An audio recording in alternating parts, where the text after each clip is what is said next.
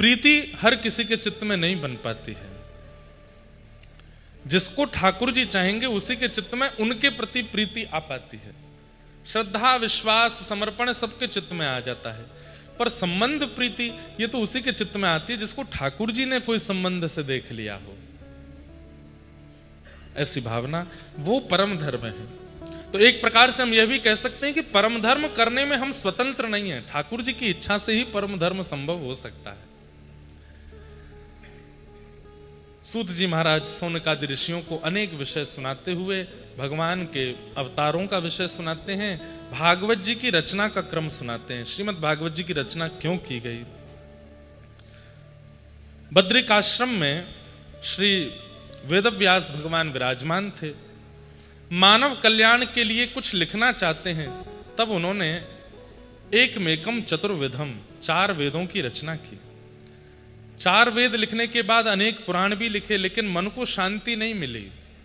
तब नारद जी महाराज ने आकर के वेदव्यास जी को समझाया, न यद्वचश्चित्र पदम हरेर्यशो जगत पवित्रम प्रगणित करहचित तद्वायुषम तीर्थमुशन्ति मानसाः न यत्र हंसा निर्मक्त शिक्षया।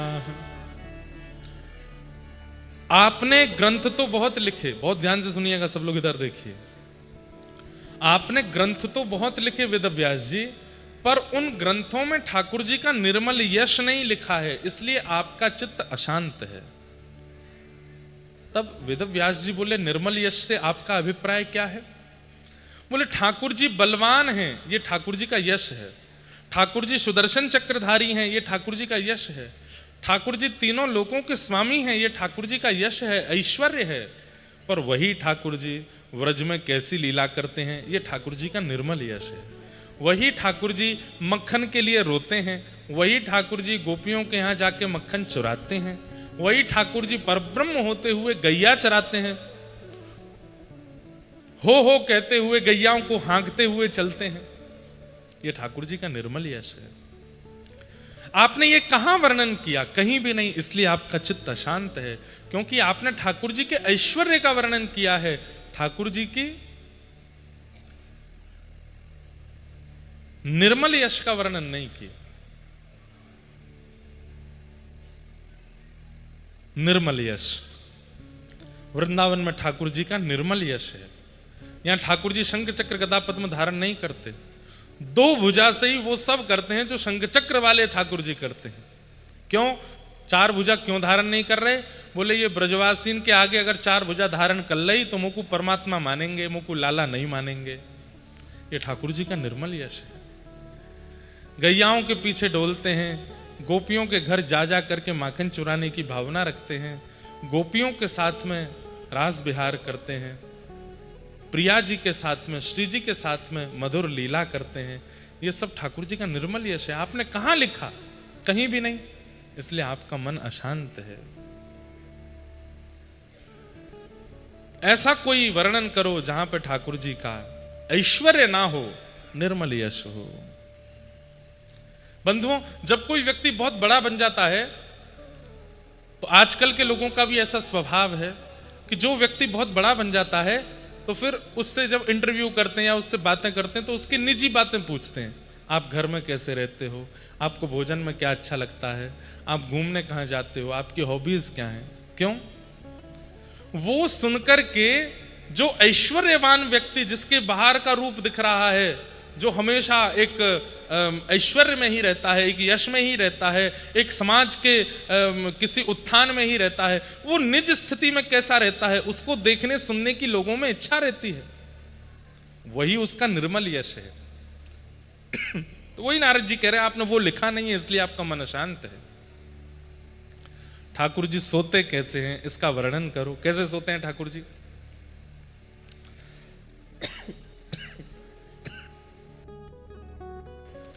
गुलाल चलो गो गले में। अब तो हवा में भी गुलाल घूम ही रहा है। कैसे सोते हैं ठाकुर जी? चंद्र खिलौना ले हूं सुमैया मोरी, चंद्र खिलौना मैया मुझ को चंद्रमा चाहिए। मैया बोली लाला चंद्रमा चाहिए? बोले हाँ। अच्छा लाला आज सो जा, कल दे दूंगे। नहीं नहीं अब ही चाहिए मैया, या को तू तोड़ के लाऊ ऊपर ते। अब बालक तो ऐसी बात करते हैं। अब जो गीता का ज्ञान देने वाले, यदा यदा ही धर्मस्य ग्लानिर्भवति भारत अप्युत्थानम धर्मस्य तदात्मानं सृजाम्यहम् आदि आदि जैसे शब्दों से गीता का ज्ञान देने वाले ठाकुर जी ये कह रहे हैं क्या? चंद्र खिलौना ले हूं। मैया की गोद में लेटे हैं, खिड़की के पास में ठंडी ठंडी हवा चल रही है, तो मैया खिड़की के पास लेकर के बैठी है। और ठाकुर जी इतने में ही देखे मैया जी कहा है, ये ऊपर चमक रो कहा है जी कहा है? तो मैया ने कही लाला जी चंद्र खिलौना है। बस खिलौना नाम सुनते ही ठाकुर जी मचल गए, मुझको तो यही चाहिए। मैया बोली आज ना मिलेगा कल दूंगी। ना देगी मैया? बोले ना दूंगी। ना देगी? ना दूंगी। सोनो तो दूर, ठाकुर जी गोदी से उछल के नीचे आए गए। जय हो लोट अब ही धरेण पे, जय हो लोट अब ही धरनी। ब्रज भाषा है, समझ में आ रही है? अच्छा कई मैयाओं के बालक ऐसे होते हैं, एक तो बालक जिद्दी ऐसे होते हैं, चिल्लाते हैं, रोते हैं, चीखते हैं। पर कई बालक ऐसे होते हैं, मैंने देखे हैं, वो जिद में अपना सिर पटकने लगते हैं जमीन पे। बोले ला के दो, सिर मारने लगते हैं दीवार में जाके। और कभी कभी उनको पता चल जाता है कि दीवार और जमीन से लग जाती है, तो गद्दे में सिर मारते हैं, यहां लगेगी नहीं। कई बालक मैंने देखे वो अपने जोर से अपने बाल खींचते हैं अपनी मां को दिखाते हुए। कितना इमोशनली टॉर्चर करते हैं मैयाओं को। ये लाला भी, कन्हैया भी ऐसे ही है। मैया के सामने लेट गए जमीन पे, ना देगी मैया? बोले ना दूंगा। सोई अपने शरीर को पूरी रज में लपेटने लगे, गंदगी उछाल उछाल के अपने ऊपर लगाने लगे। जय हो लोट अब ही धरेण पे, तेरी गोद ना आए हूं सुन मैया मोरी, तेरी गोद मैया ने जैसे ही देखी रज लिपटाए रहो है, गंदगी उछाल रहो है। मैया बोली लाला देख ले ऐसा मत करे। वो ना मैया ऐसा ही करूंगा अब तो मैं। मुझे कहा एक तो तू बुरो बावड़ो कारो, ऊपर ते रज लगा लेगो, गंदगी में लोटेगो तो और बुरो है जाएगो। मुझे कहा ये गोपी जन जो तू को देखती रहे कहा है, कल ते और बुरा लगेगा तो तू को देखूंगी भी ना। ठाकुर जी इतने में बैठ के खड़े है गए और अपने आप को झाड़ने लगे। गोपी ना देखेंगे मोकू? ना देखेंगे। देख तेरे बाल बिगड़ गए, आजा तेरी चोटी कर दूं। ना मैया अब मैं तोते अपनी बेड़ी नहीं गुथाऊंगा, अपनी चोटी नहीं बनवाऊंगा, मैं ऐसे ही रहूंगा। अब तू मोकू या तो चंद्र खिलौना दे, नहीं तो मैं अपने बालन को और भुज्जा से बना लूंगा। तो मैया बोली मोह कहा है जुआ पड़ जाएंगी तेरे बालन में, एक दिन तू को खींच के ले जाएंगी जमुना जी में फेंक देंगी। अच्छा मैया जुआ पड़ जाएंगे? बोले हाँ ले बना ले।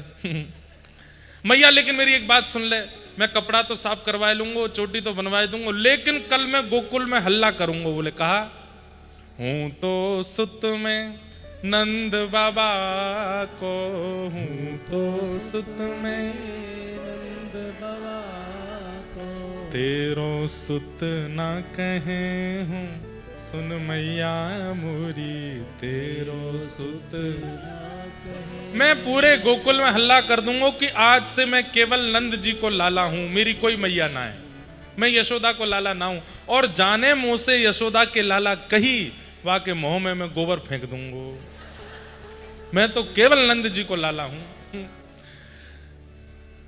मैया से जैसे ये बात कही सो मैया ने घबरा गई, सोई लाला पकड़ लिए।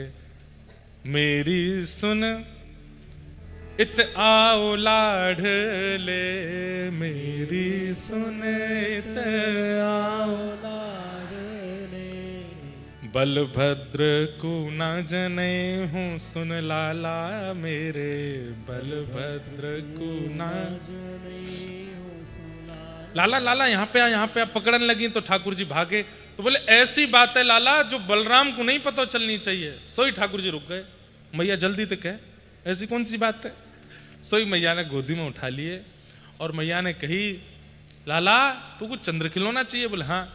अरे चंद्र खिलौना तू सुंदर, या तू ज्यादा गोरो, या तू ज्यादा आकर्षक, और बढ़िया तोकू मैं तो नई दुल्हनिया ले हूं, सुन लाला मेरे नई दुल्हनिया ले। ओहो, जैसे ही सुनी ठाकुर जी तो अंक में भर लें यशोदा, मैया मैं तेरो ही लाला हूं, मैं तेरो ही लाला हूं, मैं अब सो रोज नहाऊंगो, नए नए लत्ता पहनूंगो, रज में नहीं डोलूंगो, रोज अपनी बेड़ी गुथाऊंगो, मैया पर मेरी बात सुन। बोले कहा,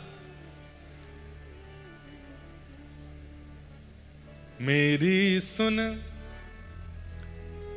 मैया मोरी, मेरी सुन मैया, मैं अब ही बिहावे जय हूं, सुन मैया मोरी अब ही बिहावे। मैया बोले कहा, बोले अब ही ब्याह करा मेरो। और मैया तू तो अब ही मंगल गब्बाए दे, गोपीन को जाके न्योतो दे दे, और नंद बाबा तो कहते मुझको घोड़ी मंगवा में, देख मैया मैं बढ़िया दुल्हा सोई लग रहा हूं, नेक फेंटा बांध दे, अब ही चल ब्याह कर, अब ही जाऊंगो। अभी तक तो रो रहे चंद्रमा के काजे, अब रो रहे दुल्हन के काजे। लाला भोर तो है जान दे, दिन तो है जान दे, वो नाय नाय मैया मैं अभी ब्याह भी जाऊंगा। बोले अभी क्यों करना है ब्याह? बोले मैया तू ना जाने रात में है रही है, रात है रही है, मैं ब्याह भी जाऊंगा तो दुल्हन वाले बोलेंगे भैया लाला कारो काई को, तो कह देंगे कारी रात है रही है हमारे कारो है, दिन में जाऊंगा तो सबरी पोल पट्टी खुल जाएगी, मैया तू अभी ब्याह भी ले चल। ये क्या है? ये निर्मल यश। नारद जी महाराज वेद व्यास जी से कह रहे हैं कि आपने हर जगह ठाकुर जी को परब्रह्म दिखाया है, कहीं ऐसा दिखाया? बोले नहीं दिखाया। बोले इसीलिए आपका मन अशांत है। परब्रह्म की चर्चा सुनकर के लोग भयभीत हो जाएंगे, परब्रह्म की चर्चा सुन के लोगों के चित्त में आस्था जगेगी, विश्वास जगेगा, समर्पण जगेगा, पर प्रेम तो इन निर्मल यशों से ही होगा ना। इनकी रचना करो। वो ठाकुर जी प्रेमी कैसे हैं, वो ठाकुर जी ब्रज में कैसी लीला करते हैं, उनका अंतरंग भाव, उनका प्रभाव तो बहुत दिखा दिया, आप स्वभाव दिखाओ, स्वभाव कैसा है। तब वेद व्यास जी महाराज ने श्रीमद् भागवत की रचना की। बोलो भागवत महापुराण की। जिस भागवत में भगवान का निर्मल यश कहा गया है। बंधुओं, छोटे छोटे संकेत हैं ठाकुर जी की ब्रज लीला में, कौन कौन सी लीला की है, और उन्हीं संकेतों से अष्ट सखाओं ने, सूरदास जी ने, मीराबाई ने और जितनों ने भी ब्रज साहित्य को आया, उसी भाव से ही सुनकर के सबने उसका विस्तार कर दिया, उसका प्रकाश कर दिया। उद्गम इन ब्रज लीलाओं का तो है भागवत से ही, श्रीमद् भागवत से ही ये सब प्रकट हुआ है। ऐसी भागवत की कथा की वेद व्यास जी ने रचना की, और रचना करने के बाद अपने सुपुत्र सुखदेव जी को प्रदान की। सुखदेव जी ने यही भागवत की कथा गंगा के तट पर बैठे हुए परीक्षित को सुनाई। परीक्षित जी महाराज आनंदित हुए और मन में विचार करने लगे कि 7 दिन में मरने का श्राप लगा है, इसकी मुक्ति के लिए क्या किया जाए। तब श्री शुकाचार्य जी ने आकर के कथा श्रवण कराई। सौनकादि ऋषियों ने प्रश्न किया कि परीक्षित को 7 दिन में मरने का श्राप क्यों लगा। तब महाभारत के प्रसंग सुनाए। इसी बीच कुंती स्तुति, भीष्म पितामह की स्तुति, इन सब भावों को कहा गया। मैंने कई बार विस्तार से सुनाया है। तत्पश्चात परीक्षित को 7 दिन में मरने का श्राप लगा। श्री सुखदेव जी आए और श्री शुकाचार्य जी के आते ही परीक्षित ने चरणों में प्रणाम करते हुए कहा कि नाथ, मेरे जीवन के केवल 7 दिन बचे हैं, मैं क्या करूं, कृपा कर मुझे बताओ। तब श्री सुखदेव जी महाराज कहना प्रारंभ करते हैं, वरीयाने शते प्रश्न क्रतो लोकहितं नृपः आत्मवित् सम्मतः पुंसां श्रोतव्यादिषु यः परः। परीक्षित, 7 दिन में मरने के बाद मुक्ति मिले, ये प्रश्न तुमने किया है। 7 दिन बाद मुक्ति की कामना का प्रश्न मत करो, बल्कि ये प्रश्न करो कि इन 7 दिनों में मुझे भक्ति प्राप्त हो जाए। श्री परीक्षित जी महाराज बोले मुक्ति और भक्ति में अंतर क्या है? तब बड़ा स्पष्ट अर्थ बताया। मुक्ति मतलब मृत्यु के बाद भगवान का दर्शन, और भक्ति मतलब जीते जी भगवान का दर्शन। तुम मृत्यु के पश्चात वैकुंठ जाके भगवान का दर्शन करना चाहते हो तो फिर तुम मुक्ति की याचना करो, लेकिन यदि तुम जीवित अवस्था में इन 7 दिनों में भगवत दर्शन करना चाहते हो तो भक्ति की कामना करो। तुरंत परीक्षित जी ने चरणों में प्रणाम करते हुए कहा, अब मुझे मुक्ति की याचना नहीं है, कृपा कर मुझे भक्ति दान दीजिए, मुझे भक्ति प्रदान कीजिए। और भक्ति की याचना करते ही श्री सुखदेव जी महाराज प्रसन्न हो गए और परीक्षित को कथा श्रवण कराने लगे। बंधुओं, यही भाव होना चाहिए। हम मृत्यु की प्रतीक्षा क्यों कर रहे हैं भगवत दर्शन के लिए? हमें तो अपनी जीवित अवस्था में ही इच्छा होनी चाहिए कि हम भगवत दर्शन करें। श्री माधवदास जी महाराज जगन्नाथपुरी गए अपने 22 वर्ष बिताने के बाद। 22 या 24 वर्ष की अवस्था में पहली बार श्री माधवदास जी महाराज जगन्नाथपुरी गए। क्यों गए, कथा थोड़ी सी सुना दें। माधवदास जी यहीं उत्तर प्रदेश के ही एक वैष्णव ब्राह्मण कुल के जन्मे माधवदास जी, उनका विवाह हुआ। विवाह के उपरांत जब बालक उत्पन्न हुआ तो इनकी पत्नी, उनका स्वर्गलोक गमन हो गया। अकेले बालक को माधवदास जी संभालते तो एक ही चिंता करते थे कि इस बालक की रक्षा कौन करेगा, अब इस बालक को कौन पालेगा पोसेगा, इस बालक को अब कौन बड़ा करेगा, मेरे से अकेले से कैसे होगा। ये सोच ही रहे थे, चिंता कर ही रहे थे कि उसी समय एक वृक्ष के ऊपर घोंसला था जिसमें पक्षी तो उड़ करके कहीं चुगने गया था, उसमें अंडे रखे थे। अचानक से जोर की हवा चली और वो घोंसला ऊपर से गिरा और माधवदास जी ने देखा कि मादा पक्षी वहां नहीं है और उसकी अनुपस्थिति में ये घोंसले से अंडा नीचे गिर रहा है। और तभी वो सोचने लगे, माँ नहीं है, पिता नहीं है, ये अंडा फूट के गिर जाएगा, बालक मर जाएगा। तभी क्या हुआ कि वहां अंडा नीचे गिरा तो नीचे एक घास का, भूसे का ढेर था, वो अंडा फूटा नहीं और जा करके बड़ी सहजता से वहां गिर गया। माधवदास जी ने जब उसको देखा तो मन में विचार किया, मैं खामखा चिंता कर रहा हूं इस बालक की कि इसको कौन पालेगा, इसकी मां नहीं है, इसको कौन बड़ा करेगा। अरे सबकी रक्षा करने वाले, सबकी चिंता करने वाले ठाकुर जी हैं ना, फिर मैं क्यों चिंता करता हूं? मुझे किसी की परवाह क्यों है कि वो कैसे निर्वहन करेगा या वो कैसे निकलेगा या वो कैसे क्या करेगा। ठाकुर जी है ना भाई। ठाकुर जी नहीं चाहते कि किसी की मृत्यु किसी काल में हो, तो चाहे कितना भी कुछ हो जाए, विमान हादसा हो जाए, व्यक्ति बच ही जाएगा। वो व्यक्ति एक बच ही गया इतने बड़े विमान हादसा में। क्यों? उसकी मृत्यु नहीं थी अभी। ठाकुर जी ने सब कुछ चयन करके रखा है, सब कुछ विचार करके रखा है। मैं आप केवल चिंता करके अपना समय व्यर्थ करते हैं। चिंता मत कीजिए। हाँ, कोई असमंजस में पड़ा है तो निश्चिंत होकर के ठाकुर जी सब मंगल करेंगे। मेरा काम है मदद करना, मैं मदद कर देता हूं या मैं सहायता कर देता हूं या इस क्रियाकलाप से इसको बाहर निकालने का प्रयास करता हूं। बाकी होगा वही जो ठाकुर जी चाहेंगे।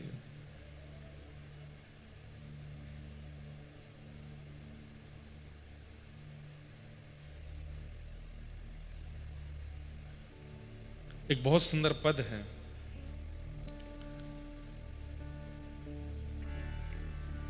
गोपाल की सब होए होने, गोपाल की सब होए होने, गोपाल की सब होने, गोपाल की सब होए होने, गोपाल की सब होए। जो अपनों पुरुषार्थ माने, जो अपनों, गाइए साथ में। मैं कथा सुना रहा हूं, अगर ये मैं मानता हूं कि मैं सुना रहा हूं, तो अगली पंक्ति में ऐसे सोचने वालों को जो ये सोचते हैं कि मैं कर रहा हूं, उनके लिए कह रहे हैं,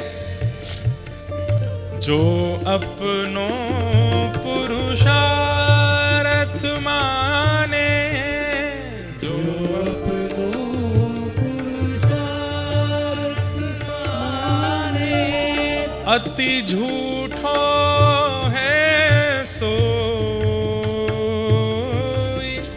अति झूठो करी गोपाल की सब हो, करी गोपाल की सब हो, हाँ करी गोपाल की सब हो, गोपाल की सब हो।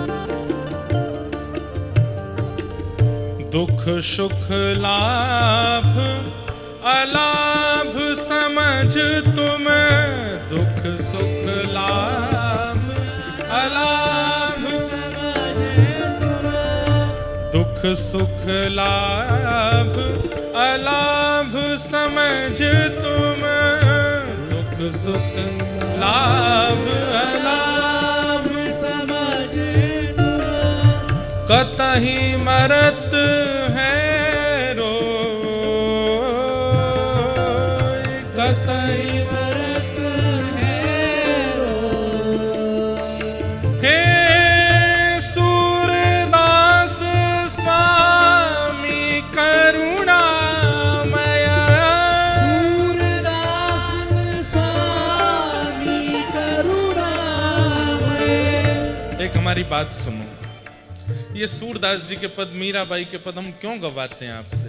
हम भी गाते हैं, आपसे भी गवाते हैं, क्यों? मुझ में इतनी सामर्थ्य नहीं कि मैं पुकारूं और ठाकुर जी आ जाएं, पर सूरदास जी, मीराबाई, कुम्मन दास, इन्होंने पुकारा था तो ठाकुर जी आए थे। एक बड़ी प्रसिद्ध बात है, अभी नैमिषारण्य में भी मैं बता रहा था, गुजरात में एक मंच पर, गुजरात के एक मंच पर नरसिंह मेहता जी का एक नाटक हो रहा था, और उस नाटक में एक अभिनेता नरसिंह मेहता जी का रोल कर रहा था, और वो नरसिंह मेहता जी की तरह तिलक लगा के, छापा लगा करके, हाथ में एक तारा लेकर के ठाकुर जी को रो करके पुकार रहा था। उसकी पुकार इतनी करुण थी, वो नरसिंह नहीं है, वो केवल अभिनय कर रहा है।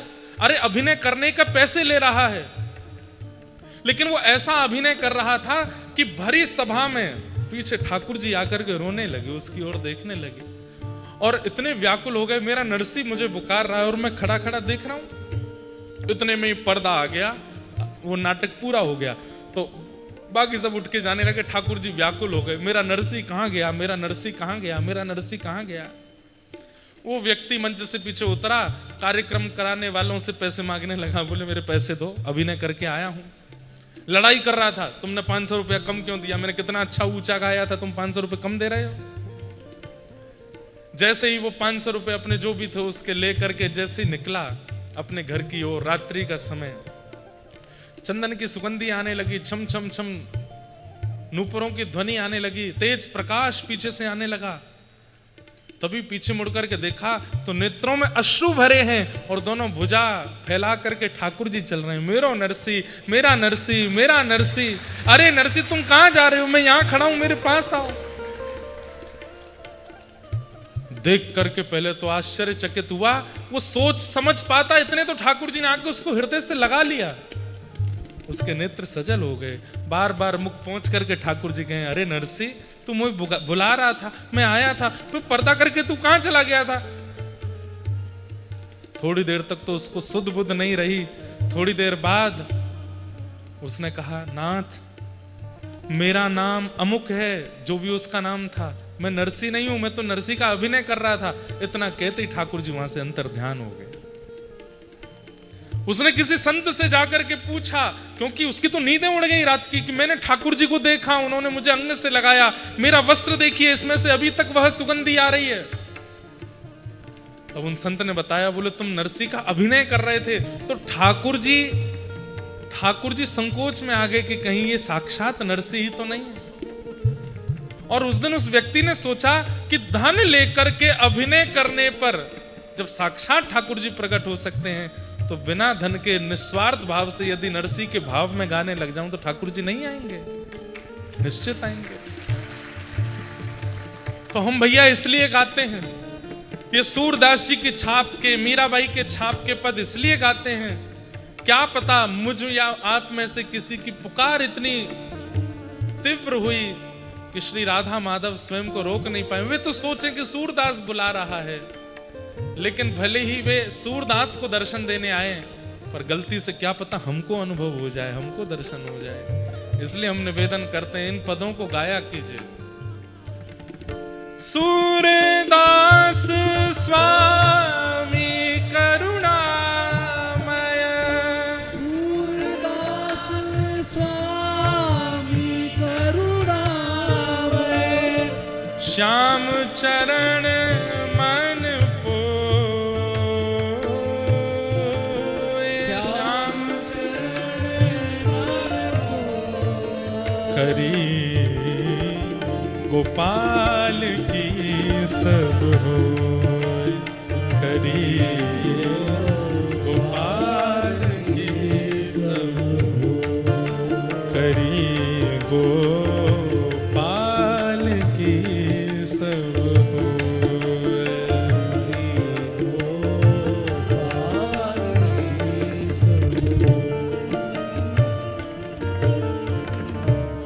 सोही जो राम रचि राखा, वही होगा जो ठाकुर जी चाह रहे होंगे। आप क्यों चिंतित हो रहे हो?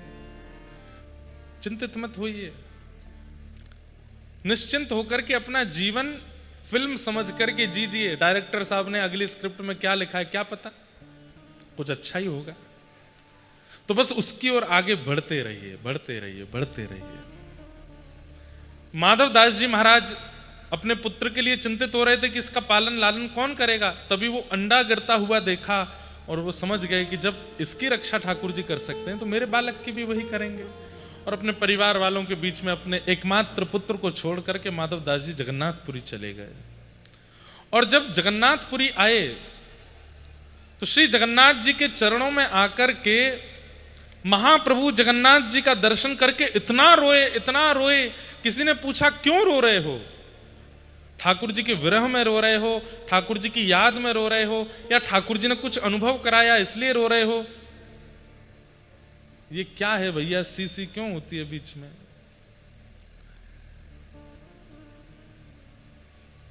क्यों रो रहे हो? तब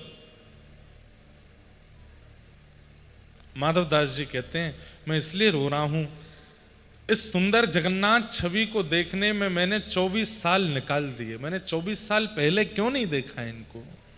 मैंने पहले आके ही इनका दर्शन क्यों नहीं कर लिया? मैंने उस युवा अवस्था को, मैंने अपने 24 वर्ष की अवस्था को व्यर्थ गवा दिया, इसलिए रो रहा हूं। अब मुझे पता नहीं है कि मेरे कितने दिन बचे हैं। हो सकता है 24 महीने बचे हों, 24 घड़ी बची हों, 24 घंटे बचे हों। अब पता नहीं मेरे पास कितना समय है। यदि मैं पहले ही दिन आ गया होता और जगन्नाथ जी को देखने लग गया होता तो कम से कम 24 वर्ष जगन्नाथ जी को देख करके निकलते, इस बात का प्रमाण मुझ पर होता। अब मैं कितने दिन देख पाऊंगा, मुझ पर कोई प्रमाण नहीं है। इसलिए रो रहा हूं कि मैंने 24 साल क्यों व्यर्थ कर दिए।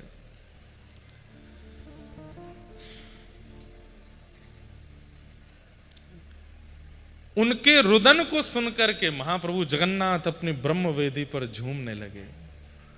और श्री माधव दास जी से इतना प्रेम हो गया श्री जगन्नाथ जी को, केवल इतनी सी भावना से इतना प्रेम हो गया कि जब जब जगन्नाथ जी का दर्शन करने माधव दास जी जाते थे, महाप्रभु जगन्नाथ जी अपनी ब्रह्म वेदी पर झूमते थे और वह झूमते हुए सबको दिखते थे। अरे कहां तक कहें, कोई आगे खड़ा व्यक्ति दर्शन कर रहा होता था, जैसे ही जगन्नाथ जी झूमते तो सबको पता चल जाता था कि निश्चित माधव दास आ रहा होगा, इसीलिए झूम रहे हैं। इतना प्रेम ठाकुर जी माधव दास जी से करते।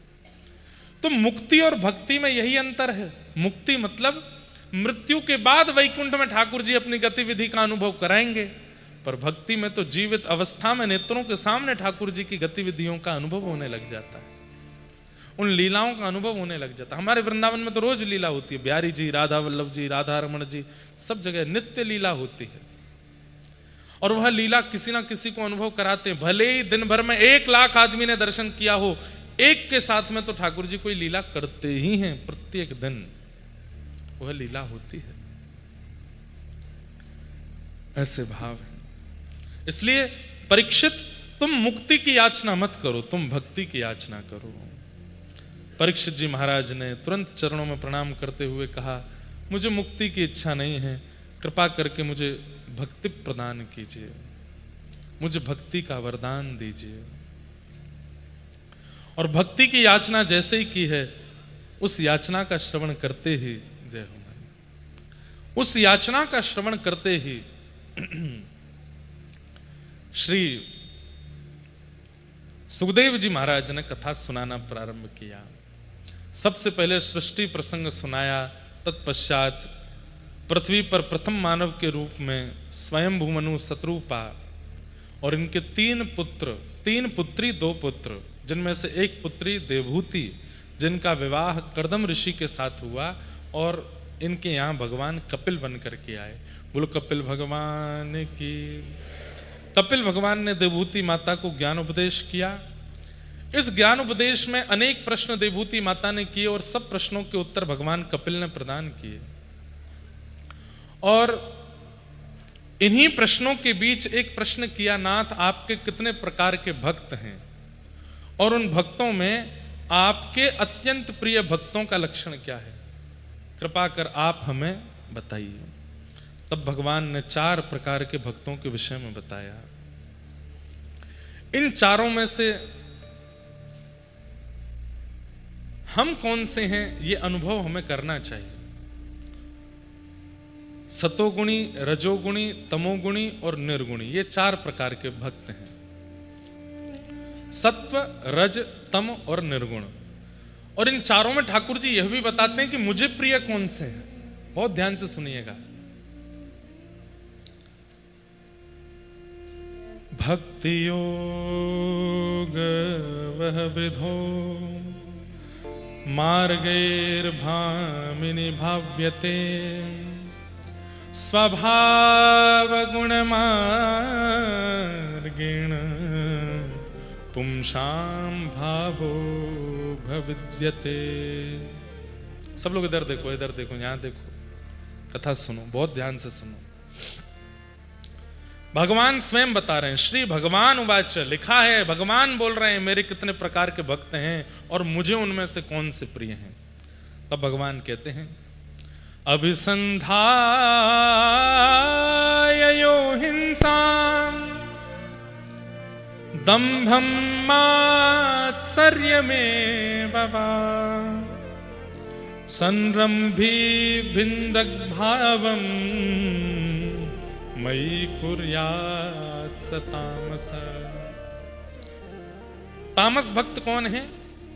अभिसंधाय यो हिंसाम, मैया जो मेरे समीप किसी अन्य के प्रति ईर्ष्या की भावना से आता है, ऐसा व्यक्ति तामसी भक्त है, वो तामस भक्त है, वो मुझे अति प्रिय नहीं है, उसकी तामसता मुझे स्वीकार नहीं है, क्योंकि वो किसी के प्रति ईर्ष्या भाव रख के मेरे समीप आया है।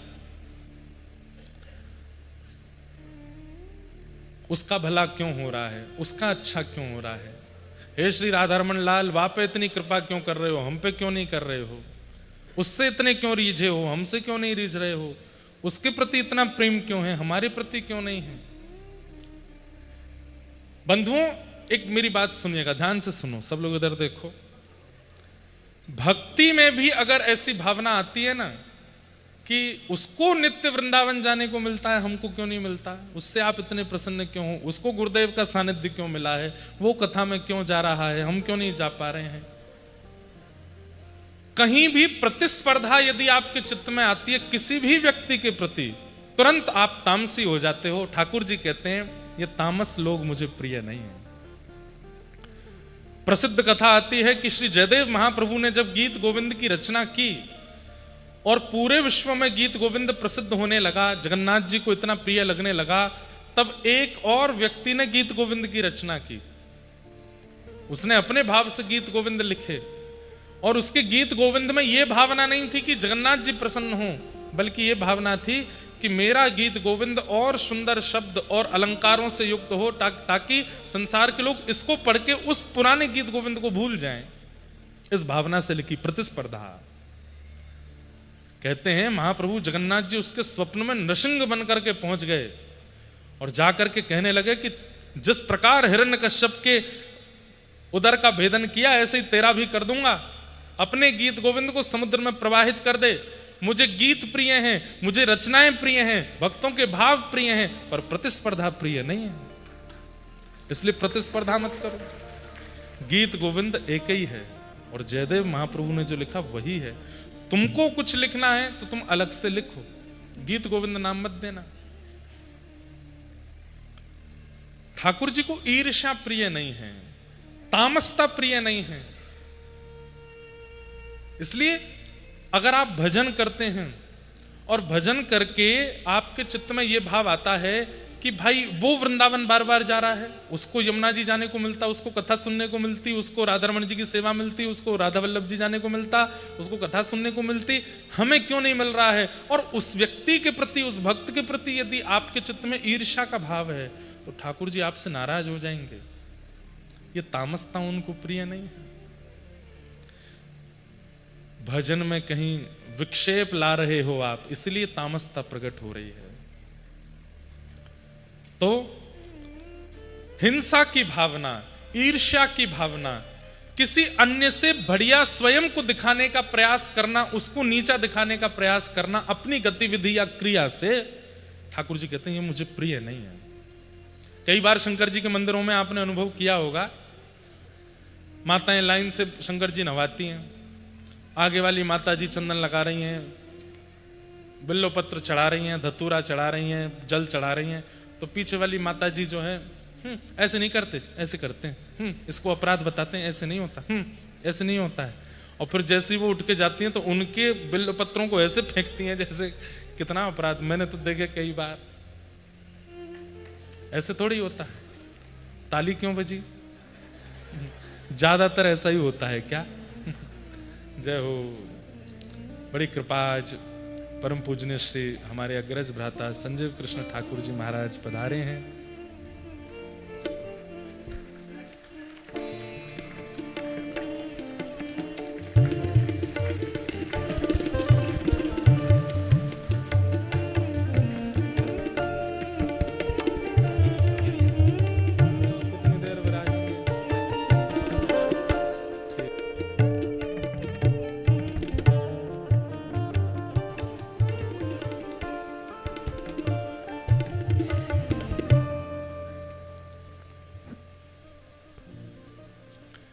श्रीमद् भागवत के बड़े सरस प्रवक्ता गौ माता की खूब सेवा जन के द्वारा होती है।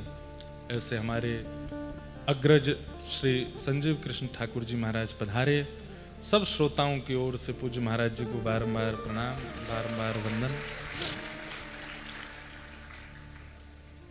अभिसंधाययो हिंसाम दंभम मात्सर्यमेव वा संरंभी भिन्द्रग्भावं मयि कुर्यात् सतामस। तो ठाकुर जी क्या कह रहे हैं? मैया ये मेरे प्रथम श्रेणी के भक्त हैं, इनको क्या कहते हैं? ये तामस भक्त हैं और ये मुझे प्रिय नहीं है। क्यों? क्योंकि इनकी भक्ति में सदा दूसरे के प्रति ईर्ष्या ही रहती है। ये मेरा दर्शन तो करते हैं, ये मेरी परिक्रमा तो करते हैं, ये यमुना स्नान, गंगा स्नान, तीर्थ याटन सब करते हैं, पर इसके बाद भी ये दूसरों से ईर्ष्या करना नहीं छोड़ते। ये दूसरों के प्रति मात्सर्य भाव का त्याग नहीं करते।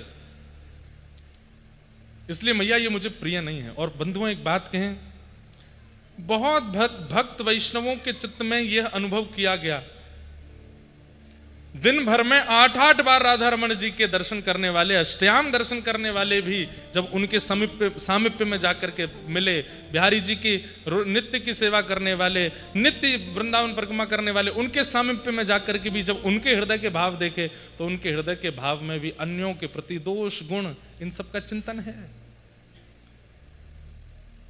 और यही तामसिकता है, ये ठाकुर जी को प्रिय नहीं है।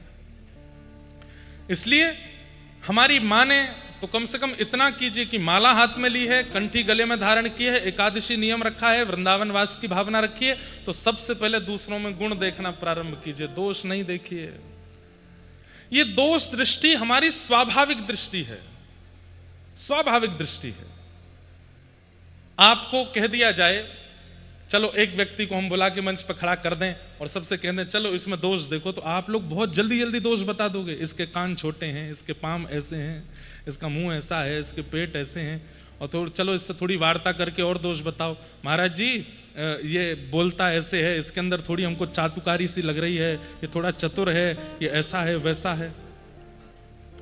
लेकिन आपसे कह दिया जाए चलो आपने दोष तो 100 बताओ, गुण बताओ, तो गुण ढूंढने में व्यक्ति को महीनों लग जाते हैं, साल लग जाते हैं, गुण नहीं दिखता। दोष बहुत जल्दी दिख जाते हैं और यही तामसिकता है। सामान्य व्यक्ति दोष देखे कोई दिक्कत नहीं, लेकिन भजनानंदी के चित्त में दोष दृष्टि नहीं होनी चाहिए। अरे अत्यंत दोषी में भी जो गुण दिखे वो भजनानंदी है, अत्यंत दोषी में भी जो गुण का दर्शन करे। मैया ये प्रथम श्रेणी के भक्त हैं, तामसी भक्त, ये मुझको प्रिय नहीं है। दूसरे भक्त कौन से? बोले राजस भक्त। बोले इनका स्वभाव कैसा होता है कि विषयान भिसंधाय यश ऐश्वर्यमेव वा अर्चा दावचयेद्यो मां पृथक भाव सतामस राजस। विषयान भिसंधाय यश ऐश्वर्यमेव वा, जो विषयों में पड़े रहते हैं और यश ऐश्वर्य की ही कामना से मेरा ध्यान करते हैं। कई लोग क्या बताएं, मंदिर में जाके यश ऐश्वर्य की कामना तो करते हैं, पर कथा भी इसीलिए कराते हैं कि हमारी नगर में चर्चा हो जाएगी, हमारी नगर में कह जाएगी महाराज जी बुला लिए इनने, महाराज जी आपको इसलिए कथा करनी है ताकि मुझे रिश्तेदारों को दिखाना है कि देखो मैंने कहा हाँ भले ही महाराज जी पिस जाएं बा बीच में, तुम्हारे रिश्तेदारों को पता चलनी चाहिए कि तुमने महाराज जी बुलाए। ऐश्वर्य की कामना से, यश की कामना से, संपत्ति की कामना से, विषयों की कामना से जो मेरा भजन करते हैं मैया, ये राजस भक्त हैं, ये भी मुझको बिल्कुल प्रिय नहीं लगते। बोले कभी भी निस्वार्थ भाव से मेरे सामने आते ही नहीं है, ये जब जब आते हैं। अब एक बड़ी प्रैक्टिकल बात है, कोई व्यक्ति रोज आपके द्वार पर आता है, आप जब जब मिलते हो तो आपसे कहता है आप बहुत अच्छे हो, आप बहुत प्यारे हो, आप बहुत सुंदर हो, मैं आपकी आरती उतारूं, लेकिन इसके बदले क्या कर दो, इसको मेरा घर बनवा दो, मुझे प्लॉट दिलवा दो, वृंदावन बहुत महंगा है, बहुत महंगी जमीन मिल रही है, वो जो प्रॉपर्टी डीलर हैं आपके मित्र हैं उनसे कह के करवा दो। एक दिन हो गया, 2 दिन हो गया, अब हर दिन वो व्यक्ति आकर के पहले तो आपकी प्रशंसा करता है, आप बहुत अच्छे हो, बहुत प्यारे हो, किसी की नजर नहीं लगे, बस एक काम करवा दो। बोले क्या? हमें घर दिलवा दो वृंदावन में। 10-5 दिन बाद क्या होगा? आप घर से निकलने से पहले खिड़की से देखोगे बाहर खड़ा तो नहीं है, और खड़ा दिखेगा तो किसी से कह दोगे, बोले उससे कह दो कि वो तो बीमार हैं। अगले दिन फिर आ जाएगा तो बोल देना हॉस्पिटलाइज्ड हो गए। तीसरे दिन वो आके बोलेगा कौन से हॉस्पिटल में, हॉस्पिटल का नाम बता दो, कह देना वो तो पधार ही गए, चले गए। रोज इस प्रकार की भावना से आने वाले व्यक्ति से जब हम ऊब जाएंगे तो ठाकुर जी नहीं ऊबते होंगे। अरे स्वामी विवेकानंद के पास एक व्यक्ति गया, उसने जाकर के कहा आप कितनी बड़ी संस्था है, मुझे इतना रुपया जो है वो दे दो, दान में दे दो। तो स्वामी विवेकानंद जी बोले तुम्हारे पास कुछ नहीं है? बोले कुछ भी नहीं है। बोले हाथ दिए भगवान ने, पैर दिए भगवान ने, बुद्धि दी भगवान ने, थोड़ा परिश्रम करो, कमा करके थोड़ा खा लो। बोले नहीं नहीं, इन सब से कुछ होने वाला नहीं है। तो स्वामी विवेकानंद एक अस्पताल में ले गए, बोले यहाँ पर कई लोग हैं, किसी को किडनी की जरूरत है, किसी को आंखों की जरूरत है, किसी को अंग दान की जरूरत है, तो एक काम करते हैं। बोले क्या? पूरा लिस्ट बनाई, इतने लाख में लिवर बिकेगा, इतने लाख में एक आंख चली जाएगी, इतने लाख में ये, इतना प्लस करके बोले इतना तुमको हम दे देंगे, एक एक अंग तुम पे एक्स्ट्रा है, दे दो, एक आंख दे दो, एक ये दे दो, एक वो दे दो। हाथ जोड़ करके बोला नहीं नहीं, इन सबको कैसे दे? बोले सब कुछ तो ठाकुर जी ने इतना बहुमूल्य दिया, फिर शिकायत क्यों रहती है हमेशा? परिश्रम करो, अपने तन को उस कार्य में लगा करके उससे जो चाहते हो वो ऐश्वर्य प्राप्त कर लो। ठाकुर जी के भरोसे क्यों हो? देव देव आलसी पुकारा, जो देवताओं के भरोसे पड़े रहते हैं वो आलसी हैं। परिश्रम कीजिए, परिश्रम करेंगे तो देव भी सहायक बन जाएंगे। लेकिन ठाकुर जी कहते हैं मैया जो केवल यश ऐश्वर्य की कामना से मेरी पूजा भक्ति करते हैं मुझे बिल्कुल प्रिय नहीं लगते, मुझे अच्छे नहीं लगते। ये दूसरे भक्त। तीसरे भक्त कौन से हैं? कर्म निर्हार मुद्दिश्य परस्मिन् वा तदर्पणम् यज्ञे दष्टाव्यमति वा पृथक भाव स सात्विक। मैया ये सात्विक भक्त हैं, ये मुझे प्रिय तो हैं पर अति प्रिय की श्रेणी में मैं इनको भी नहीं लेता। बोले ये कैसे हैं?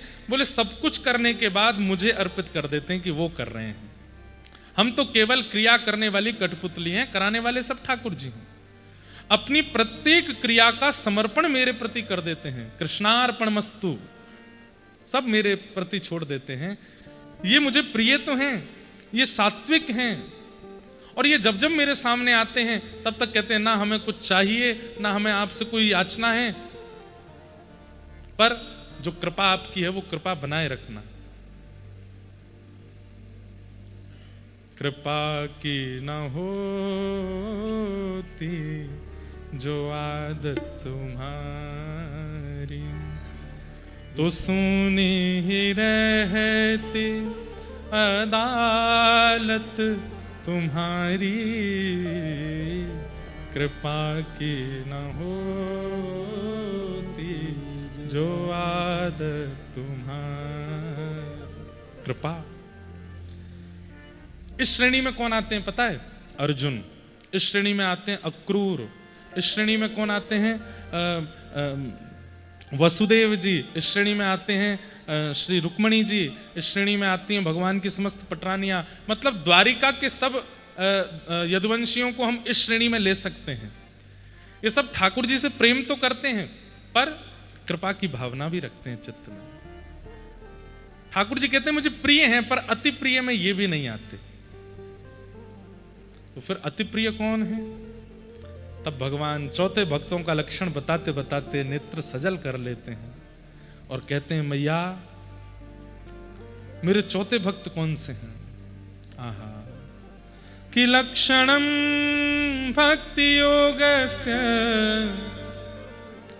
निर्गुणस्य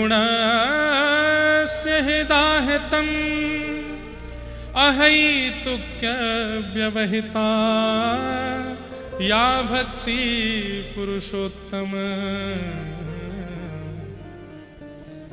जिनमें भक्ति के लक्षण हैं। लक्षणम भक्ति योगस्य निर्गुणस्य हिदाहितम्, जो निर्गुण हैं, जो ठाकुर जी के सामने जाकर के कहते हैं नाथ ना आपसे कुछ चाहिए ना आप चाहिए, दोनों भुजा उठा के कहते हैं बस मुझे चरणों में रख लीजिए, मुझे आप नहीं चाहिए, मुझे स्वीकार कर लीजिए। इस प्रकार की भावना से जो रहते हैं। और अहैतुक्य व्यवहिता। अहैतुकी भक्ति का मतलब क्या होता है? चाहे जीवन में जो हो जाए पर ठाकुर जी के प्रति अविश्वास ना हो, उसको अहैतुकी भक्ति कहते हैं। कई बार ऐसा होता है कि जीवन में कुछ ऐसी घटना घट गई कि ठाकुर जी से विश्वास उठ गया, तो इसका मतलब ये भक्ति थी, अहैतुकी भक्ति। अहैतुकी भक्ति मतलब ठाकुर जी भुजा मांग लें, ठाकुर जी चरण कटवा, अरे ठाकुर जी सिर भी मांग लें, देने को तैयार हैं, पर उनके प्रति अविश्वास नहीं लाएंगे चित्त में। इसको अहैतुकी भक्ति कहते हैं। और मुझ में आप में ये भक्ति बहुत कम है। एक व्यक्ति हमारी कथा में 4 धाम गया, सारे धामों में कथा हुई, बहुत पहले की बात। तो हर धाम की कथा में उसको फ्रैक्चर हुआ। बद्रीनाथ गया तो वहां पहाड़ से गिर गया, फ्रैक्चर हो गया, कोई बात नहीं, ठीक करा लिया, पलस्तर हो गया। उसके बाद फिर द्वारिका में कथा हुई तो समुद्र गोमती स्नान करने गया तो कहीं गड्ढा था तो गोमती में पाम गया, वहां फिर फ्रैक्चर हो गया। अच्छा, वो हर फ्रैक्चर के बाद मुझसे मिलने आया। ये प्रारंभिक समय की कथा थी, 2017-18 की बात। उस समय हमको लोग महाराज जी कम मानते थे, अपना अधिकार ज्यादा चलाते थे। तीसरी कथा हुई रामेश्वरम, तो वहां पे फिर से समुद्र गया होगा तो फिर वहां फिर फ्रैक्चर हो गया। तो मुझे बड़ी सुनाता हुआ आया, बोले महाराज जी आप कोई और काम कर लीजिए। मैंने क्यों? आप कथा के लिए नहीं बने हो। मैंने कि क्यों, मैंने क्या किया? आपकी सारी धामों कथा में आके मैं फ्रैक्चर हो गया। मैंने फ्रैक्चर तुम्हारे हुए, कथा के लिए मैं नहीं बना, आपकी कथा में आया इसीलिए तो हो रहा है। मैंने कि एक धाम और बचा, जगन्नाथपुरी। मैंने कि अगर वहां फ्रैक्चर हुआ तो ये मत कहना कि मैं कथा के लिए नहीं बना, तुम धामों के लिए नहीं बने हो, तुम धाम मत जाना। और वो जगन्नाथपुरी आया, उसके वहां भी फ्रैक्चर हो गया। कैसा संयोग। बात तो विनोद की है, पर हमारा अविश्वास कितनी जल्दी होता है ठाकुर जी के प्रति। विश्वास कैसा होना चाहिए, सुनिएगा कितनी सुंदर पंक्ति है। मेरे को सबसे प्रिय पंक्ति लगती है आजकल, हर साल एक नई पंक्ति आती है चित्त में। सद्गुरु शरण में सभी फल मिलेंगे, गुरु मिल गए तो युगल भी मिलेंगे। सद्गुरु शरण में सभी फल मिलेंगे। ऐसा विश्वास है किसी के चित्त में? अरे गुरु मिल गए हैं आज तो युगल भी मिलेंगे, ये विश्वास चित्त में है, ये धैर्य चित्त में है। सद्गुरु शरण में सभी फल मिलेंगे, गुरु मिल गए तो युगल भी मिलेंगे। गाइए, ऐसे भक्त प्रिय हैं ठाकुर जी को, जो इतना धैर्य रखते हैं, इतना विश्वास रखते हैं। गुरु मिल गए तो युगल भी मिलेंगे। मनोरथ सफल होंगे, घबराना है दिल। मनोरथ सफल होंगे, घबराना है दिल। मनोरथ सफल होंगे, घबराना है दिल। मनोरथ सफल होंगे, घबराना है। ओ मनोरथ सफल होंगे, घबराना है दिल। मनोरथ सफल होंगे, कितनी अच्छी बात है। न प्रीतम मिले आज तो कल मिलेंगे, गुरु मिल गए तो युगल भी मिलेंगे। न प्रीतम मिले आज तो कल मिलेंगे।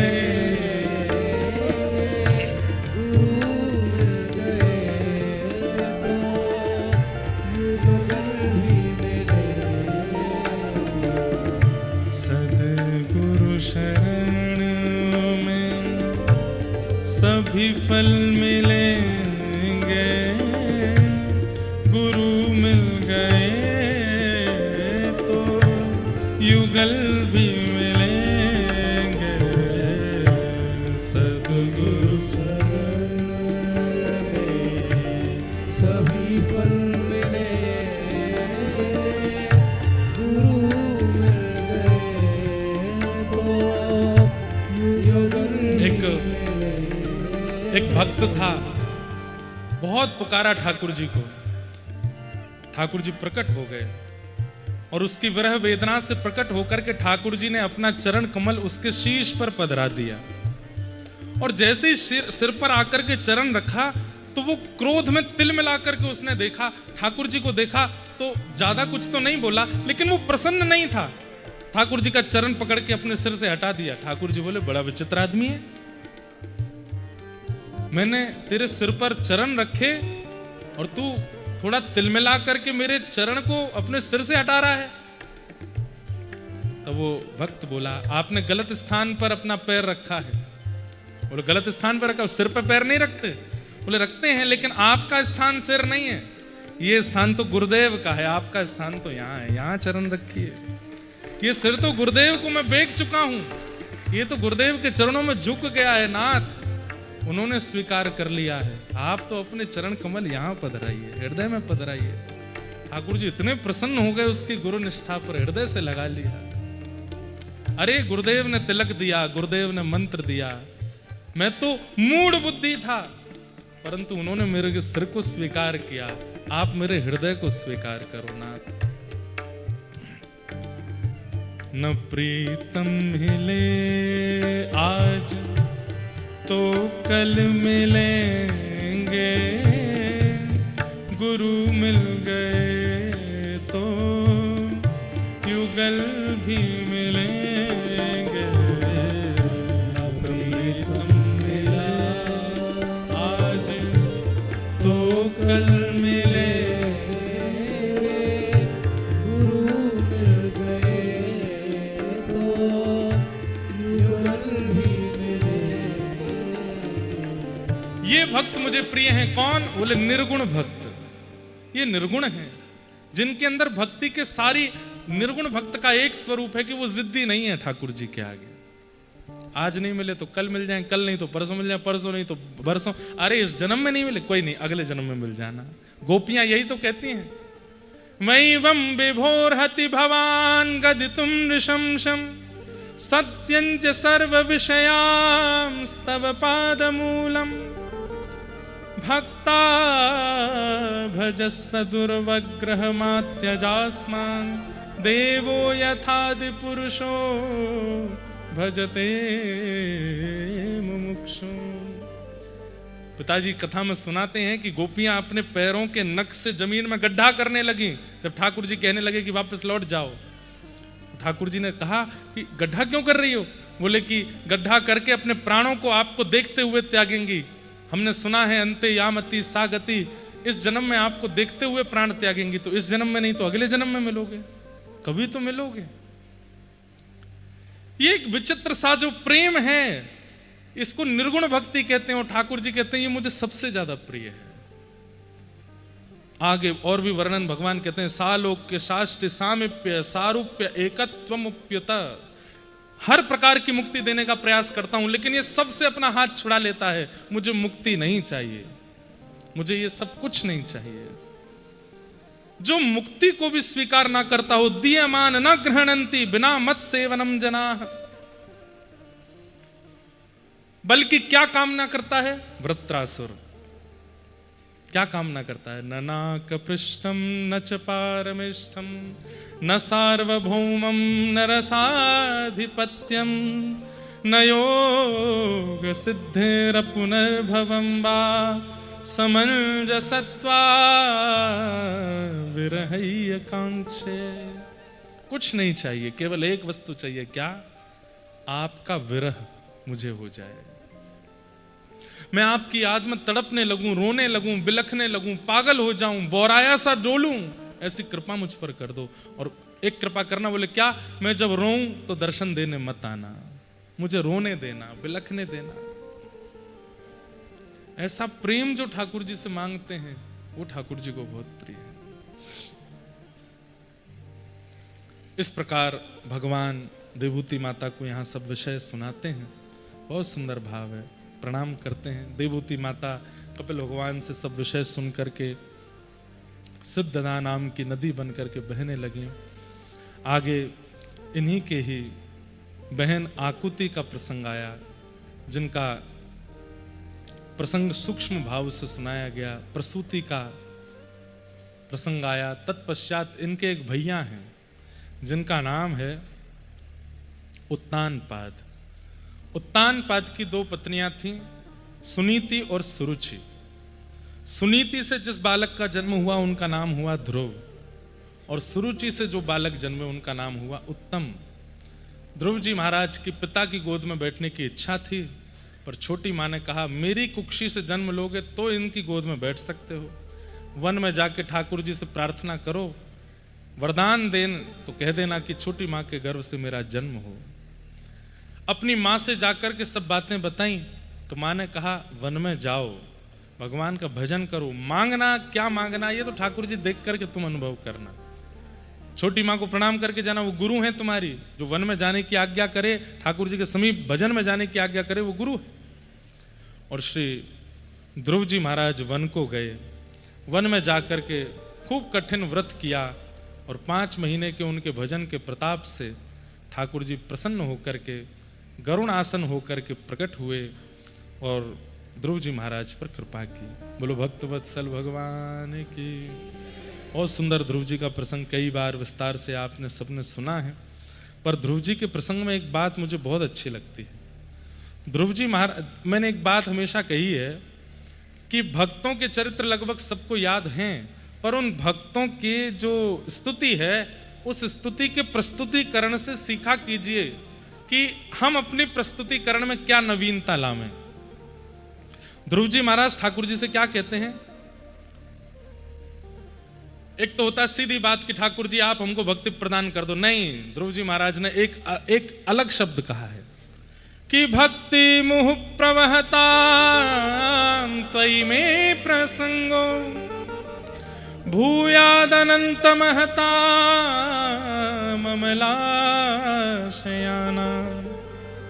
ये नांजसोल्मणमुरो व्यसनं भवाब्धिं निश्चय भवद्गुण कथामृतपानमत्त। हे नाथ,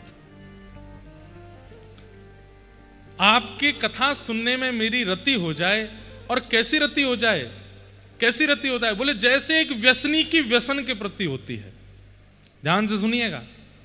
जैसे एक एडिक्टेड व्यक्ति की अपने एडिक्शन के प्रति, अपनी वस्तु के प्रति वो एडिक्टेड रहता है। और एडिक्टेड व्यक्ति का स्वभाव कैसा होता है? वो बहाने ढूंढता है अपने एडिक्शन को करने के, चाहे वो जो भी प्रकार का एडिक्शन हो, नशा हो। करने वाला व्यक्ति बस मौके ढूंढता है, बहाने बनाता है, 2 मिनट में ऐसी बातें बना लेता है चित्त में, अरे मुझे बहुत जरूरी काम है, मैं बस अभी आता हूं, तुरंत जाएगा। ज्यादातर एडिक्शन करने वालों को बाथरूम बहुत आता है। हमारे भी आसपास 2-4 लोग ऐसे हैं जो हैं थोड़े से एडिक्टेड। महाराज जी अभी आता हूं 2 मिनट में। मैंने कहा अभी तो आए थे तुम, लिवर विवर चेक कराओ ठीक है कि नहीं? नहीं बस अभी आता हूं। 2 मिनट के 20 मिनट होते हैं। फिर एडिक्टेड व्यक्ति हर जगह बहाने ढूंढता है अपने उस क्रिया को करने के।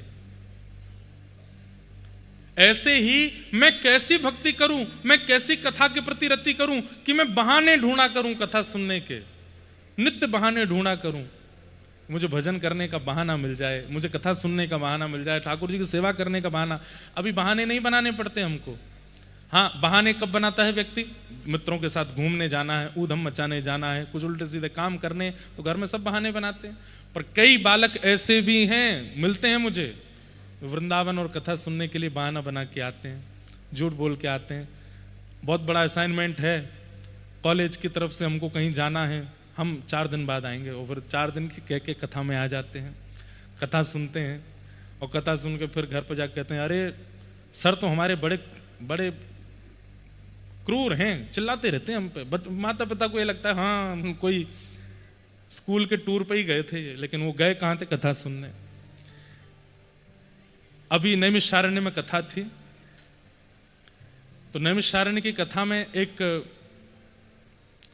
अब बताने में हमको संकोच तो होता है, पर कई लोगों के चित्त में विश्वास प्रगाढ़ होता है, इसलिए हम कह देते हैं। एक बालिका है, वो जन्म से मुस्लिम है और वे शरणागति ले चुकी हैं। तो वो आई कथा में, तो आते ही हमारे कैमरा वाले भैया हैं परम सुंदर, उनसे जाके बोली कि भैया मेरी फोटो मत खींचना, और वीडियो वाले भैया से कहना मुझे दिखा में नहीं कथा में, क्योंकि हमारे पिताजी जो हैं वो मौलवी हैं, और कहीं उनको पता चल गया तो फिर मेरी जो दुर्दशा होगी वो बहुत। तो बेचारी वो कोने में ही बैठी पूरी कथा श्रवण करती रोती रही। हमने उससे पूछा, मैंने कहा आप कैसे करती हो भजन? तो कहती हैं कि बस मेरी माँ मुझे सहायता करती हैं, और मैं रात्रि महाराज जी 2 बजे उठ के स्नान करके तब नाम जप कर लेती हूँ। 4 बजे पिताजी उठते हैं, उससे पहले मैं सो जाती हूँ। बस मुझे डर लगता है कि कुछ अनहोनी ना हो।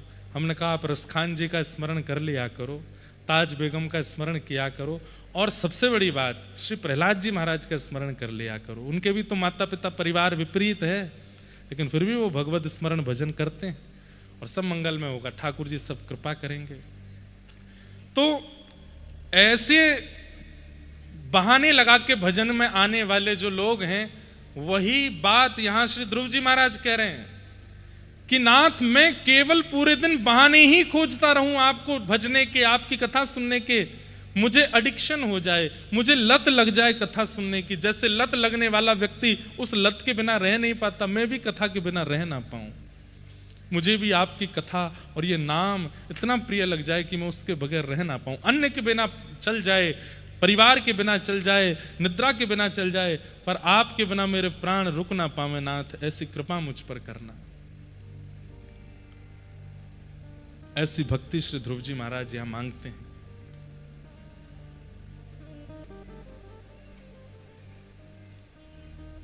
निश्चय भवन गुण कथा मृतपान मत, और मैं मदमस्त होकर के बस आपकी कथा में पड़ा रहूं, श्रवण करता रहूं, ये कृपा मुझ पर करो। ऐसे श्री ध्रुव जी ने भगवान की स्तुति गाई। भगवान ने 36,000 वर्ष तक ध्रुव जी को राज्य करने की आज्ञा दी। ध्रुव जी के वंश में राजा अंग और इन्हीं के बेटा बैन हुए, जिनके शरीर के घर्षण से पृथु महाराज प्रकट हुए, जिन्होंने भगवान से 10,000 कानों की याचना की कि हे नाथ, 2 कान आपकी कथा सुनने के लिए बहुत कम है, आप तो ऐसी कृपा कर दो कि हमारे रोम रोम से कान प्रकट हो जाए और मैं प्रत्येक रोम से आपको श्रवण करना प्रारंभ कर दूं। 10,000 कान मुझे दे दीजिए। ऐसे पृथु महाराज, ये प्रार्थना कृष्णदास जी ने भी की है। रोम रोम होऊं मैं तो श्रवण मई रे, कृष्ण नाम जबते श्रवण सुनो री आली, भूली री भवन में तो बावरी भई रे। बहुत सुंदर पद हमारे पूज्य नाना जी गाते थे। कृष्ण नाम जबते श्रवण सुनो री आली, भूली री भवन में तो बावरी भई रे।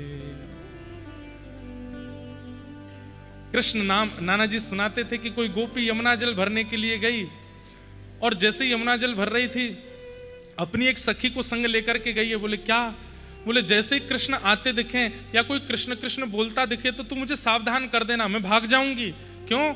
क्योंकि वो दिखते हैं और उनका नाम मेरे कानों में पड़ता है तो मैं बेसुध हो जाती हूँ, और फिर उसके बाद मेरी गतिविधि मेरे हाथ में नहीं रहती, और घर पर जो सास ननद मुझे डांटती हैं वो अलग बात है। तो तू जब अगर दिखे कृष्ण आ रहे हैं या कोई उनका नाम बोल रहा, मुझे सावधान कर देना। देखती हुई कहीं से कन्हैया तो नहीं आ रहे, कोई कृष्ण नाम बोल तो नहीं रहा है, सावधान करती हुई एक सखी उसको लेकर के यमुना तट पर गई। जल्दी जल्दी यमुना जल भर रही है कि कोई कृष्ण ना बोल दे, कहीं कृष्ण ना आ जाए। यमुना जल भर ही लिया था कि उसी समय यमुना पल्ली पार ठाकुर जी गैया चरा रहे थे, और गैया चरा करके वापस नंद भवन जाने का समय हुआ तो ठाकुर जी आहा एक वृक्ष के ऊपर चढ़ के, कभी किसी टीले पर चढ़ के, कभी किसी पर्वत पर चढ़ करके अपनी कारी धोरी गैयाओं को बुला रहे हैं। अरे श्यामा, तू कहां को चरवे चली गई, जल्दी आजा, नंद भवन जावे को समय आ गयो है। पहले तो ठाकुर जी का स्वर सुनाई दिया, और ठाकुर जी का स्वर सुनते ही वो मटकी बस वहीं रुक गई। तुरंत नेत्र बंद करती है, हाथ पैर कांपने लगे। सखी ने कहा क्या हुआ? बोले कृष्ण तो नहीं कहा किसी ने। बोले कृष्ण नहीं कहा, कृष्ण ही कह रहे हैं। ये स्वर सुन रही है, ये उन्हीं का स्वर है। मैं तेरे हाथ जोड़ती हूँ, तेरे पैर पड़ती हूँ, मुझे कैसे भी घर ले जा, मैं रुक नहीं पाऊंगी। अगर इन्होंने एक शब्द और कुछ कहा मैं यहीं बेसुध हो जाऊंगी। वो सखी बोली तैने पहले क्यों ना बताई? तैने कही कृष्ण नाम से तू को दिक्कत हो गए, कृष्ण को देखवे से हो गए, अब कृष्ण बोलेंगे, ये तैने मुझको नहीं बताई। इतने में ठाकुर जी फिर से चिल्लाए, आहा गाय बुलाई धूवरी ऊंची टेर सुनाए। हाथ ऐसे अपने दोनों मुख पर रख करके ठाकुर जी गैयाओं को बुला रहे हैं। अरे धौरी कहां को चली गई, अरे श्यामा कहां को गई, अरे गौरी जल्दी आजा, नंद भवन में यशोदा मैया बाट निहार रही है।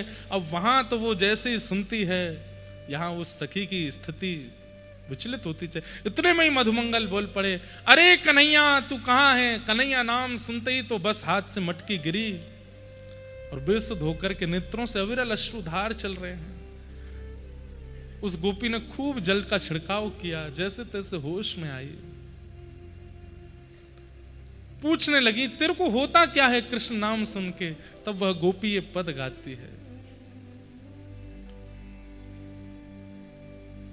कृष्ण नाम जब ते श्रवण सुनो रियाली, कृष्ण नाम जब ते श्रवण सुनो रियाली, भूली री भवन में तो बाबरी भई रे, भूली री भवन में तो भूली री भवन में तो बाबरे भई रे, भूली री भवन में तो। अपनी स्थिति बता रही है, कैसी स्थिति हो जाती है। भर भर आवे नैन चित्त ना परत चैन, भर भर आवे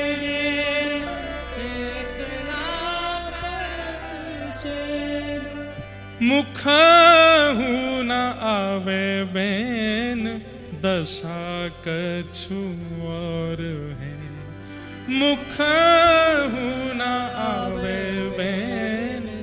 भैया ये सुन लीजिए, गा लीजिए, क्योंकि ये स्थिति आज देखने को नहीं मिलेगी या हो भी नहीं सकती, और प्रार्थना करना होवे भी ना, क्योंकि जैसे कलिकाल बढ़ रहा है ये स्थिति ना हो तो अच्छा है। आपको पाखंडी, पागल और ना जाने क्या क्या नामों से फिर उद्घोष कर दिया जाएगा अगर ये स्थिति बन गई तो।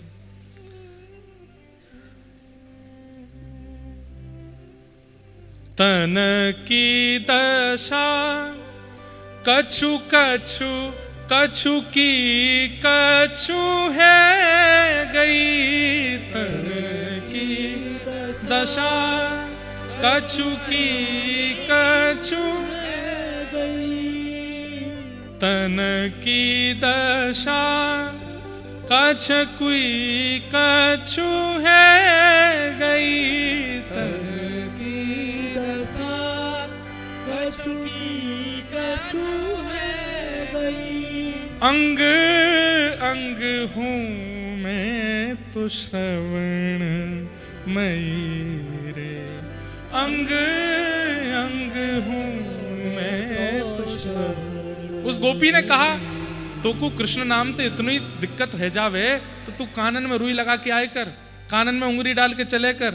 बोली अरे सखी ये दो सुनते तो यहाँ पे उंगली डालू ना, मेरे तो रोम रोम सुने, यहां से भी सुनाई देवे, यहां से भी सुनाई देवे, यहां से भी सुनाई देवे, यहां से भी सुनाई देवे, प्रत्येक रोम सुने। काय को ढक के जाऊं, काय को लगाए के कहां कहां रुई ढक के जाऊं, रोम रोम हूं मैं तो श्रवण में ही रे। कृष्णदास जी, नंददास जी का पद है ये। नंददास जाके श्रवण सुने ये गति भई, नंददास जाके श्रवण सुन ये गति भई, माधुरी मूरत के धोखे सी दई, माधुरी मूरत की धोखे सी दई। कृष्ण नाम जपते श्रवण सुनो रियाली, भूली री भवन में तो बाबरी भई रे। बंधुओं, कृष्ण विरह में उत्पन्न होने वाली जो भी तन की दिशा, इसकी एक ही औषधि है, इसकी एक ही औषधि है, कृष्ण चर्चा। बस उनकी चर्चा में वो व्यक्ति रहेगा तो ठीक रहेगा। बस चर्चा बंद हुई, दर्शन तो होने से रहे, दर्शन नहीं हो रहे इसीलिए तो विरह स्थिति में है। केवल चर्चा ही उसको जीवित रख सकती है, केवल कृष्ण कथा ही उसको जिला सकती है। कृष्ण कथा का विश्राम होते ही वह इसी स्थिति में, श्री चैतन्य महाप्रभु, आहा गौर पूर्णिमा आने वाली है, महाप्रभु जी का प्रादुर्भाव, पता नहीं कैसे मेरे चित्त से ये बात चली गई। श्री चैतन्य महाप्रभु का प्राकट्य दिवस है, जिस दिन हम होली खेल रहे होंगे, गौर पूर्णिमा। महाप्रभु जी की स्थिति का वर्णन। कहाँ मोर प्राणनाथ मुरली वदन। वृंदावन आए हैं जब पहली बार, बोलो बोलो गोपीनाथ कोथाय मार गोवर्धन। सबसे पूछ रहे हैं जा जा करके, यमुना जी बोलो, रज बोलो, गोपीनाथ बोलो, मेरे श्याम सुंदर कहां हैं। जयपुर में भक्तमाल में चेतन महाप्रभु का चरित्र इस वर्ष रहा, जिसमें जगन्नाथपुरी वे पहुंच गए हैं, उससे आगे का प्रसंग अभी रह गया है। इस वर्ष यदि संभव होगा तो कहेंगे। बहुत सुंदर है चैतन्य चरित्र। कौन है श्री चैतन्य महाप्रभु? श्री ठाकुर जी किशोरी जी से कहते हैं, हे श्यामाजू, मैं ब्रज छोड़ के मथुरा चलो गयो, सो मेरे वियोग में आपने जो विरह सहयो है, मैं बाकी भरपाई करना चाहूं। तो किशोरी जी बोली, कैसे करोगे? बोले, जो विरह मेरी अनुपस्थिति में आपको हुआ, वो विरह मैं सहूंगा जाकर के पृथ्वी पर, अपने ही लिए, अपनी ही याद में, अपना ही नाम गा करके। किशोरी जी कहती हैं, सह नहीं पाओगे, ये तो मैं हती जो सह गई, आप नहीं सह पाओगे। ठाकुर जी बोले, न कृपा तो करो, एक बार अनुग्रह तो करो। तो तन है गौर, यानी कि श्री राधा रानी के तन में आए हैं, और आत्मा है श्री कृष्ण, और चिंतन है विरह का। किसके विरह का? श्री ठाकुर जी के विरह का। प्रिया जी जिस विरह में रहती हैं वृंदावन में कृष्ण के, उस विरह में श्री चैतन्य महाप्रभु आकर के धराधाम पर रहे। गौर तनु अभी पूर्णिमा के दिन प्रकट होंगे।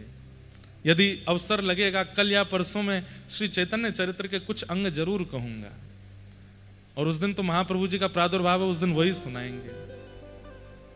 आहा, बहुत सुंदर है उनकी स्थिति का वर्णन।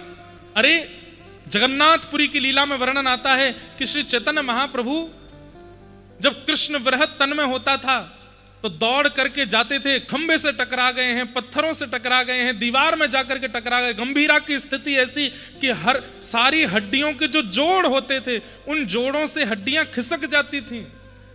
राय रामानंद आदि जो सेवक चैतन्य महाप्रभु की सेवा में रहते थे, वो बैठ करके महाप्रभु जी के अंगों को सीधा करने का प्रयास करते थे, तो पीड़ा होती थी।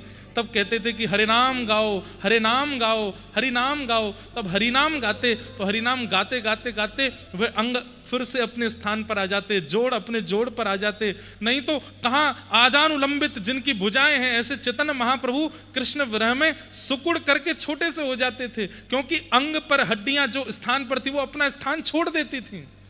ऐसा विरह, और उस विरह को औषधि केवल एक होती थी कि आसपास बैठ करके सब केवल कृष्ण गुणगान करो, कृष्ण लीला गाओ, उसी से ही ठीक होते थे। बहुत खतरनाक है कृष्ण विरह की स्थिति। प्रार्थना कीजिएगा कि हमारे अंदर आवे ही ना, हम बस सुनकर के ही राजी रहें, क्योंकि आ गई तो फिर सह नहीं पाएंगे। ऐसे श्री पृथु जी महाराज हुए जिन्होंने भगवान से 10,000 कान मांगे। तत्पश्चात श्री पृथु जी महाराज की कृपा से पृथ्वी नाम पड़ा। हमें ठाकुर जी को जन्मोत्सव भी करना है, फिर उत्सव भी करना है।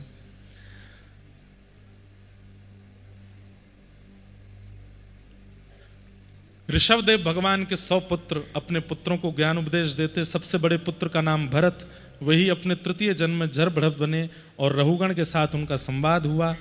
भूगोल खगोल नरकों का वर्णन करते हुए अजामिलोपाख्यान। तत्पश्चात वृत्रासुर स्तुति सुनाई गई। वृत्रासुर की पावन स्तुति के पश्चात उनके पूर्व जन्म चित्रकेतु के रूप में वे राजा थे, उस कथा को सुनाया गया। तत्पश्चात श्री हिरण्यकश्यप के यहाँ पर प्रहलाद जी महाराज का प्रादुर्भाव और भगवान नृसिंह बनकर के प्रकट हुए। बोलो नृसिंह भगवान की। नृसिंह बनकर के ठाकुर जी आए। श्री प्रहलाद जी महाराज ने खूब सुंदर स्तुति गाकर के श्री नृसिंह भगवान को प्रणाम किया। सत्यम विधातुम निजभृत्य भाषितम व्याप्तिम च भूते स्वखिलेषु चात्मनः अदृश्यतात्यद्भुत रूपमद्वहम स्तंभे सभाया न मृगम न मानुषम। भगवान नृसिंह बनकर के प्रकट हुए। बोलो नृसिंह भगवान की जय। हिरण्यकश्यप का वध करके भगवान ने प्रहलाद जी के ऊपर अनुकंपा की। तत्पश्चात भगवान के बलि वामन अवतार की कथा, देवासुर संग्राम, गजेंद्र मोक्ष सब श्रवण कराए गए। सूर्यवंश के राजाओं की कथा सुनाई गई, गंगा अवतरण आदि सब विषय सुनाए गए, प्रभु श्री राम का प्रादुर्भाव सुनाया गया।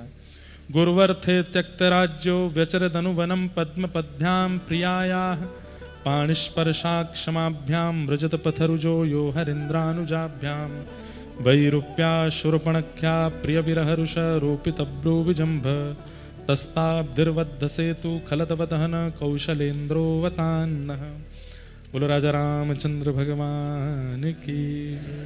सूर्यवंश की कथा के बाद चंद्रवंश की कथा सुनाई गई। इसी वंश में प्रभु श्री कृष्ण का प्राकट हुआ।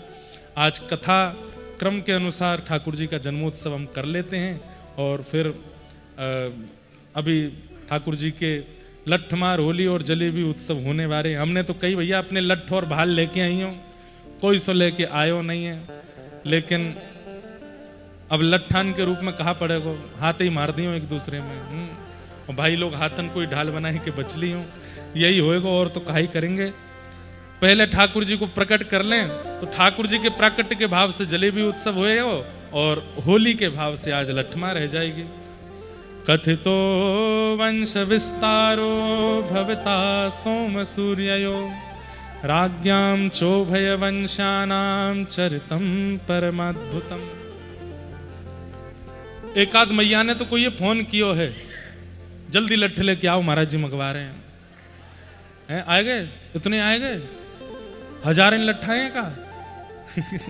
अच्छा हम ऊपर वाले इनके काजी आए बस हैं? चलो आप लोग तो फिर एकाद के सिर वेरे फोड़ दोगे, अपनी रंजिश निकालोगे, हम ही लोग मंच वारे ही कर लेंगे आपस में जो करना होएगा। तो श्री परीक्षित जी महाराज सुखदेव जी से वंदन करते हुए निवेदन करते हैं, नाथ आपने सब कथा मुझे सुनाई, पर अब कृष्ण कथा तो आप धैर्य पूर्वक विस्तार से मुझे सुनाइए। तब श्री शुकाचार्य जी महाराज ने परीक्षित जी की बड़ी प्रशंसा की कि तुम अब सम्यक व्यवस्थिता बुद्धि तब राजर्षि सत्यम, अब तुम्हारी बुद्धि व्यवस्थित हुई है। क्यों? क्योंकि तुम कथा लीला श्रवण में इतने अनुरत हो चुके हो कि अब तुम्हें अन्य क्रियाओं की ज्यादा विशेष इच्छा नहीं रहती। नहीं तो लोगों की बड़ी इच्छाएं रहती हैं, लोग बाग कथा के बीच में कहेंगे ये वाला भजन सुना दो। अच्छा भजन सुनने आए हो, कथा सुनने आए हैं, ये वाला भाव सुना दीजिए। अरे कथा सुनने में रुचि रखो, लीला सुनने में, भक्त चरित्र सुनने में, उससे कुछ सीखने में रुचि रखो, जैसे परीक्षित जी की रुचि है। परीक्षित जी कहते हैं ना निद्रा है, ना भूख है, ना प्यास है, बस एक ही बात है कि आप तो केवल कृष्ण लीला मुझे सुनाओ, उन कृष्ण के मधुर प्रसंगों को मुझे सुनाओ। वसुदेव ग्रहे साक्षात भगवान पुरुष पर जनिष्यते तत्प्रियार्थम सभवन्तु सुरस्त्रिय। भगवान ने आकाशवाणी करके पृथ्वी से कहा कि हम वसुदेव जी के घर साक्षात अवतार लेने वाले हैं, हे पृथ्वी देवी आप निश्चिंत हो जाओ। भगवान की इस आकाशवाणी को सुनकर के सारे देवी देवता अलग अलग रूप बना करके ब्रजमंडल में आ गए। कंस उग्रसेन का पुत्र है, उग्रसेन के भाई का नाम है देवक, जिनकी बेटी है देवकी। कंस ने अपनी चचेरी बहन देवकी जी का विवाह वसुदेव जी के साथ संपन्न किया, जो कि सूरसेन के पुत्र हैं। अपनी बहन को विदा करने के लिए जा रहा था। क्यों? ताकि मथुरा नगरी में एक सद संदेश पहुंचे कि कंस हृदय का बहुत अच्छा है। देखो अपनी बहन का विवाह कर रहा है, कन्यादान कर रहा है, रो रहा है, विदा करने स्वयं जा रहा है। ये मथुरावासी मेरे प्रति थोड़ी अच्छी भावना रखेंगे, मेरे को पूजने लगेंगे, इसलिए ये सब आडंबर कर रहा था। लेकिन तभी देवताओं ने आकाशवाणी करके कह दिया कि इन्हीं का 8वां गर्भ तेरा काल होगा। आडंबर व्यक्ति जब करता है, पाखंड व्यक्ति जब करता है, वो काल से बहुत डरता है, और काल का भय जब उसको होता है तो वो अपना समस्त आडंबर छोड़ देता है। तुरंत भूल गया कि मुझे रोना था, सब लोग देख रहे हैं, तलवार निकाल करके देव की मैया का सर धड़ से अलग करने लगा। तभी वसुदेव जी ने चरण पकड़ के कहा, सब बालक हम तुमको देंगे, इनको मत मारो। बात मान करके देव की मैया को छोड़ दिया। 6 बालकों को कंस ने मार दिया। सातवें बालक के रूप में श्री बलराम जी महाराज पधारे, परंतु योग माया की सुंदर लीला के कारण वे रोहिणी मैया के गर्भ में स्थानांतरित हो गए और सातवां बालक गर्भ में नष्ट हुआ, ऐसा समाचार कंस को मिला। आठवें बालक के रूप में भगवान श्री कृष्ण पधार रहे हैं। सैनिक बढ़ा दिए, हथकड़ियां लगा दी, बेड़ियां बांध दी, कहीं से भी निकल के भागने ना पाए, सारी योजनाएं बना दी, पर सब योजनाएं विफल हुई। भादों का महीना और जैसे ही मध्य रात्रि हुई, मंदम मंदम जलधरा, मंदम मंदम जलधारा गिर रही है, सब गहरी नींद में सोए हैं और तभी देव की मैया के गर्भ से एक दिव्य पुंज प्रकट हुआ और देखते ही देखते शंख चक्र गदा पद्मधारी श्रीमन ठाकुर जी वहां पर प्रकट हो गए हैं। बोलो बाल कृष्ण लाल की। हाथ जोड़ करके सब प्रणाम करो। तमद्भुतम बालकमंबुजक्षणम चतुर्भुजम शंख गदायुधायुधम श्रीवत्सलक्ष्मं गलसौभकौस्तुभम पीतांबरम सांद्रुपयोधसौभगम। हे नाथ, क्या सुंदर छवि है ठाकुर जी की। अद्भुत हैं लेकिन बालक हैं, छोटे से बालक ही हैं लेकिन चार भुजा के रूप में प्रकट हुए, शंख चक्र गदा पद्म लेकर के आए, कौस्तुभ मणि पहन करके, पीतांबरी पहन के ठाकुर जी आए हैं। देवकी मैया ने कहा, नाथ हमने आपसे कहा था कि आप हमारे यहाँ संतान बन के आना। ठाकुर जी बोले, हम आ तो गए, आपके गर्भ से ही आए। तो ठाकुर जी आप दैत्यों के लिए आते हो कि भक्तों के लिए आते हो? ठाकुर जी बोले, भक्तों के लिए आते हैं। तो फिर शंख चक्र लेकर के क्यों आए हो? बोले, मैया जन्म लेते ही मामा कंस मारने आता, इसलिए उसको मार देंगे हम, इसलिए हम शंख चक्र लेके आए। तो फिर देव की मैया बोली, अपनी बात बदलिए, आप भक्तों के लिए नहीं दैत्यों के लिए आते हो, तभी तो शंख चक्र लेके आए हो। छोटे लाला बन जाइए ना। आपने कंस की चिंता की, मेरी चिंता नहीं की। और यही आपने किया था, गजेंद्र ने पुकारा, ग्राहक आकर के उद्धार पहले किया। अरे कंस रूपी ग्राहक के चंगुल में हम गजेंद्र फंसे हैं, इस बार वो गलती मत कीजिए नाथ, पहले गजेंद्रों को उबारिए, बाद में ग्राहक को देखिएगा।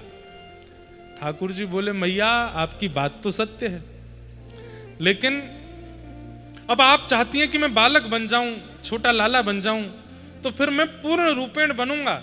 फिर आप ये मत कहना कि अरे कंस आया, इसको देख लो। फिर मैं बहुत जल्दी बड़ा होकर के मैं करने में सक्षम हूं, लेकिन मैया आप प्रार्थना करेंगे कि मैं बालक बन जाऊं, तो फिर मैं पूरी लीला करूंगा बालकों वाली। लेकिन कंस में यहाँ जेल में लीला कैसे होगी? तब ठाकुर जी ने युक्ति बताई। बोले, अभी अभी यशोदा मैया ने लाली को जन्म दिया है गोकुल में, आप मुझे उनके यहाँ सुला दो, उनकी लाली ला के यहाँ रखो, 11 साल में वहां बढ़िया लीला, मैया ऐसी लीला करके आऊंगा कि कालांतर में जितनी भी माताएं होंगी सब देव की बनकर के मेरी उन लीलाओं को सुनकर के आनंदित हुआ करेंगी। पर उसके लिए आपको 11 वर्ष का विरह सहना पड़ेगा, आपको 11 वर्ष का विरह सहना पड़ेगा। हम आप सबको ये लीलाएं प्राप्त हुई, इसमें बहुत बड़ा तप देव की मैया का है। 11 वर्ष बिना अपने लाल को देखे कारावास में बिताए हैं उन्होंने, इसीलिए देव की मैया को प्रणाम किया करो, उनकी कृपा से ही हमको ये सब रस मिल रहा है। कैसे जाएंगे गोकुल? ठाकुर जी बोले, आप बस मुझे गोद में लो, मेरा आश्रय लेते ही व्यक्ति के सारे बंधन खुल जाते हैं, हथकड़ी बेड़ी कौन सी बड़ी बात। जैसे ही वसुदेव जी ने गोद में लिया, हथकड़ियां खुल गईं, बेड़ियां खुल गईं, सारे ताले खुल गए, दरबान सोने लगे। वसुदेव जी लेकर के ठाकुर जी को पहुंचे कहां? गोकुल। मार्ग में यमुना जी पड़ी, यमुना जी ने मार्ग प्रदान किया। आकाश में रिमझिम वर्षा हो रही है, ठाकुर जी गोकुल पहुंचे हैं। जय हो, बोलो नंद के लाला की जय। भैया नीचे मत बैठाओ, ठाकुर जी सुनो, ये जलेबी वाले स्थान पे बैठ जाएंगे हैं? अच्छा पलना है तो फिर लाओ। अब भाई लाला पलना झूले को, फिर नेक देर में सबन की आंखन में रंग डारे को, जन्म लेते ही उधम मचावे को। बोलो नंद के लाला की जय। वाह, तुम वहां बाद में बैठे यहीं दे दो, अभी थोड़ी देर आ जाओ।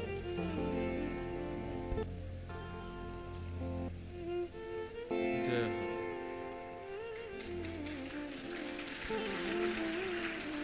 हम बे धीरे धीरे ताली बजाइयो, कंस उठ जाएगा नहीं तो। जय। वाह। बोलो नंद के लाला की। वसुदेव जी लाला को लेकर के गोकुल गए, कब कब में अदला बदली कर गए, कोई को पतो नहीं चली। लाली को लेकर के जब कंस के पास पहुंचे, हथकड़ी बेड़ियां लग गई, लाली रोने लगी। कंस ने आकर के जैसे ही बालक को पटका, अष्टभुजी देवी काली के रूप में प्रकट हो गई। कंस को बता दिया तुम्हारे शत्रु ने तो जन्म ले लिया। आज तो भाई बोनस उत्सव है, हैं? पहले नंदोत्सव की बधाई बटेगी, फिर जलेबी बटेंगे। आप सब लोग खूब आनंद करियो, कल की तरह मत करियो, एक दूसरे पर झपटो। और सुनो एक बात हमारी बहुत ध्यान से, ये आगे वाले जो हैं आप लोग ज्यादा इतराया मत करो, ठीक है? आप लोगों को लड्डू मिल जाते हैं, जलेबी मिल जाती है, पीछे वालों को क्यों नहीं देते हो? तो जैसे हम मंच से आपको लुटाते हैं, आप लोग लूट के पीछे वालों को लुटाया करो, ताकि पीछे तक सब तक पहुंचे, ठीक है? और सुनो, लूट करके जाने पीछे नहीं लुटायो, वाकू बगलवारी की सौगंध है। हाँ, आज ये सौगंध अलग हो गई है। अब ये है कि जाने लूट के पीछे नहीं दियो, वाकू बगलवारी की कसम लग जाएगी। तो जो लेकर के जेब में धरन लगे, वाके हाथ पकड़े, बोले पहले पीछे लुटा। और कहीं ऐसा मत कर दियो कि सबरी लुटामन पीछे ही चली जाए, आगे बचे ही नहीं। एक अपनी जेब में रखियो, एक पीछे लुटाई दियो, ठीक है? ऐसे करियो सबरे। यहां ब्रज में महाराज सबन को लगवे लगी कि अब के लाला होएगो। नंदा सुनंदा ने जाय करके यशोदा मैया के बगल में जैसे ही देखी महाराज, और जहां चदरिया हटाई, हैगा हैगा हैगा हैगा हैगा हैगा हैगा हैगा हैगा, एक दूसरे को मुंह बंद किया, बोले अभी हल्ला मत करो। ये खबर सबसे पहले नंद बाबा को सुनाएंगी, लेकिन नंद भवन से बाहर निकलते ही वो तो गली चौबारे सब जगह चिल्लाती जा रही हैं, हैगा हैगा हैगा हैगा हैगा हैगा हैगा। ब्रजवासी सब अपने अपने घरन से निकल के आए, बोले कहाँ भयो? अनेक जोड़ते पूछो, हम नहीं बता रहे कहाँ भयो। अरे ब्रजवासी इनकी कृपा सो, नंद बाबा की गैयान की कृपा सो, यमुना जी की कृपा सो, नंद बाबा के घर नीलमणि जैसो लाला भयो है। बधाई हो, बधाई हो, बधाई हो। नंद बाबा को जैसे ही पता चली, महाराज यमुना जी में स्नान करके ब्राह्मणन के पास गए, स्वस्ति वाचन कर रहे हैं, बंधन बार बांधे गए हैं, मंगल गीत गा रहे हैं और सब नृत्य कर रहे हैं। हो व्रज में, हो व्रज में, हो व्रज में है रही जय जयकार नंद घर लाला जायो है।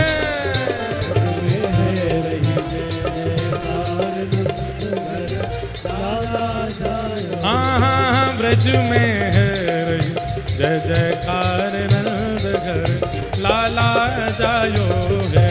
ब्रज में है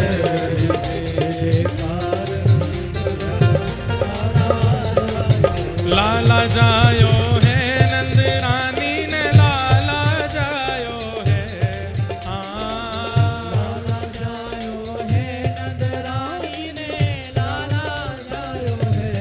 अरे हाँ लाला जायो है, यशोदा ने लाला जायो है।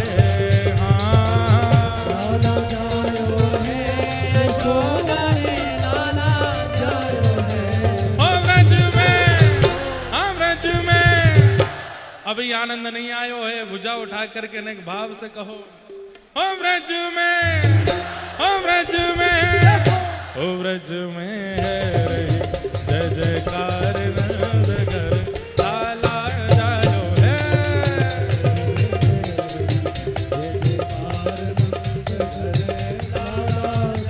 हाँ व्रज में है रही जय जयकार नंद घर लाला जायो है।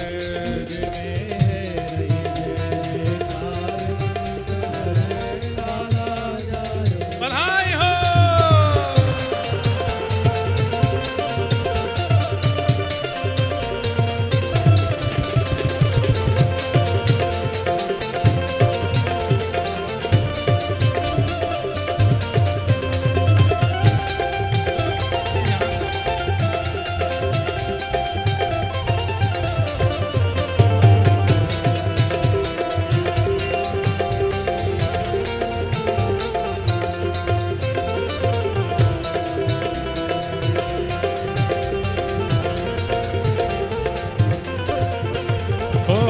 ब्रज 84 कोस में भैया, ब्रज 84 कोस में भैया, सब कहें धन्य यशोदा मैया।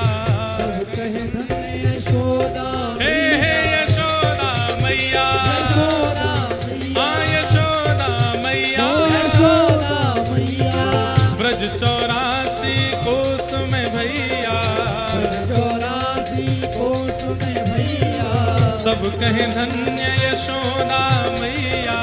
सब कहे धन्य यशोदा मैया। 80 साल की आयु में सुत ऐसो जायो है, हाँ। 80 साल की आयु में सुत ऐसो जायो है। ओ ब्रज में, ओ ब्रज में, ओ ब्रज में है रे जय जयकार नंदघर लाला जायो है।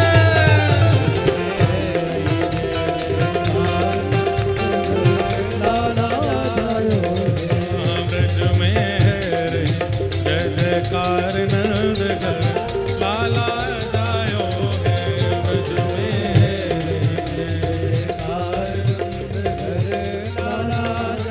नंद घर आनंद भयो, नंद घर आनंद भयो, हे यशोदा के लाला भयो, हे नंद जू के लाला भयो, प्यारो राधा रमन लाल भयो, श्री राधा वल्लभ लाल भयो, हे नंद जू के लाला भयो, नंद जू के लाला भयो।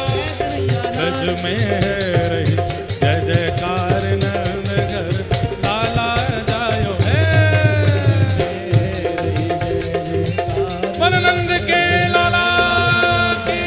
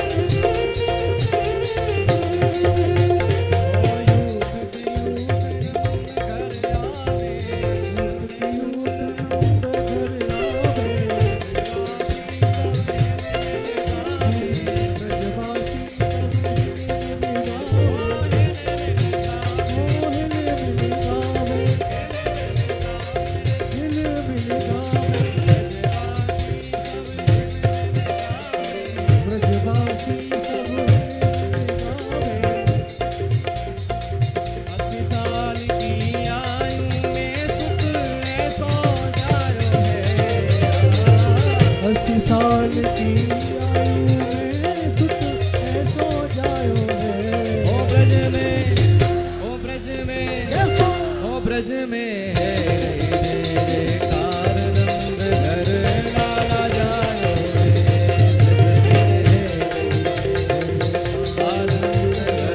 लाला जायो, ओ लाला जायो है, यशोदा के लाला जायो है। लाला जायो है, यशोदा में लाला जायो है। ओ ब्रज में, ओ ब्रज में, ओ ब्रज में है रही जय जयकार नंदघर लाला जायो है।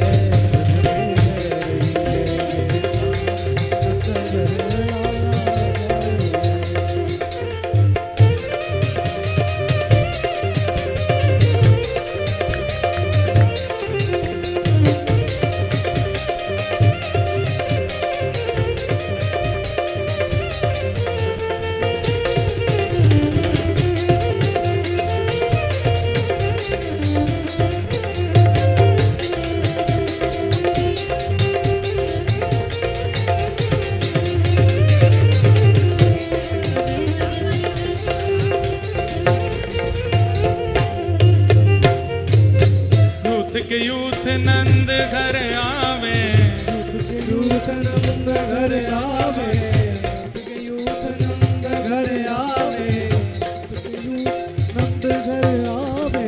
थोड़ी देर भैया सब रुक जाओ ने। आप लोग कैसे ढीले पड़े हो, भुजा उठाओ। बधाई है बधाई है बधाई है बधाई है बधाई है बधाई है बधाई है बधाई है बधाई है बधाई है बधाई है बधाई है आनंद को बधाई है जो बधाई है बालन को बधाई है भाई है बधाई है ब्रजवासिन को बधाई है ब्रजवासिन को बधाई है लाला जन्म की बधाई है लाला जन्म की बधाई है बधाई है बधाई है बधाई है बधाई है बधाई है बधाई है बधाई है ओ ब्रज बधाई में है। ओ ब्रज में देखो। ओ ब्रज में है रही जय जयकार नंद घर लाला जायो है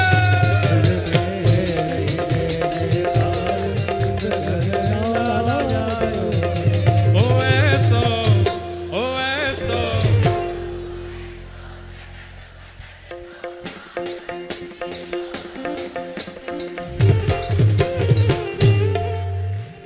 वाह बहुत बढ़िया, भुजा उठाओ। लोकन हूँ मैं नाय, तीनों लोकन हूँ मैं नाय, हाँ लोकन हूँ मैं नाय, तीनों लोकन हूँ मैं नाय। ओ ऐसा देखो। ओ ऐसा अरे क्या हो? ओ ऐसो चटक मटक सो ठाकुर, तीनों लोकन हूँ मैं नाय। ऐसो चटक मटक सो ठाकुर, तीनों लोकन हूँ देखो। मैं हमारे ब्रज में जब नंदगाम बारे होरी खेलवे जामे तो वो जैसे लगे वैसे ही एक लाला घूम रहा हो यहाँ पे। देखो ये श्याम सुंदर नीचे वो डोल लो, ऐसे ही पाग में दिखाओ भाई, कैमरा वाले कहाँ है, इनको दिखाओ।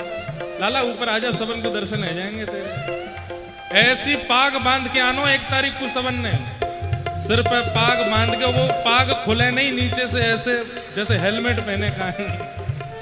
ओ ऐसा ओ ऐसा ओ ऐसो चटक मटक सो ठाकुर, तीनों लोकन हूँ मैं नाय। ऐसो चटक मटक सो ठाकुर, तीनों लोकन हूँ मैं नाय। लोकन हूँ मैं नाय, तीनों लोकन हूँ मैं नाय।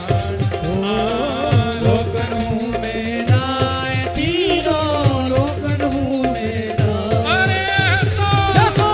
ओ ऐसा देखो। ओ ऐसो चटक मटक सो ठाकुर, तीनों लोकन हूँ मैं नाय। ऐसो चटक मटक सो ठाकुर, तीनों लोकन हूँ मैं नाय। ऐसो चटक मटक सो ठाकुर, तीनों लोकन हूँ मैं नाय। ओ ऐसो चटक मटक सो ठाकुर, तीनों लोकन हूँ मैं नाय। तीन ठोर ते टेढ़ो दिखे, तीन और ते टेढ़ो दिखे, नटकी सी चलगत यह सीखे, लड़की सी झलकत ये सीखे। तिरछे नैन चलावे तीखे, तिरछे नैन चलावे तीखे, सब देवन को देव, हाँ सब देवन को देव हाँ, सब देवन को देव, हाँ सब देवन को देव। तो ये ब्रज में घेरेगा, हाँ सब देवन को देव तो हुए ब्रज में घेरेगा। ओ ऐसा ओ ओ ऐसा देखो। ओ ऐसा चटक मटक सो ठाकुर, तीनों लोकन हूँ मैं नाय। ऐसो चटक मटक सो ठाकुर, तीनों लोकन हूँ मैं ऐसा चटक मटक सो ठाकुर, तीनों लोकन हूँ मैं नाय।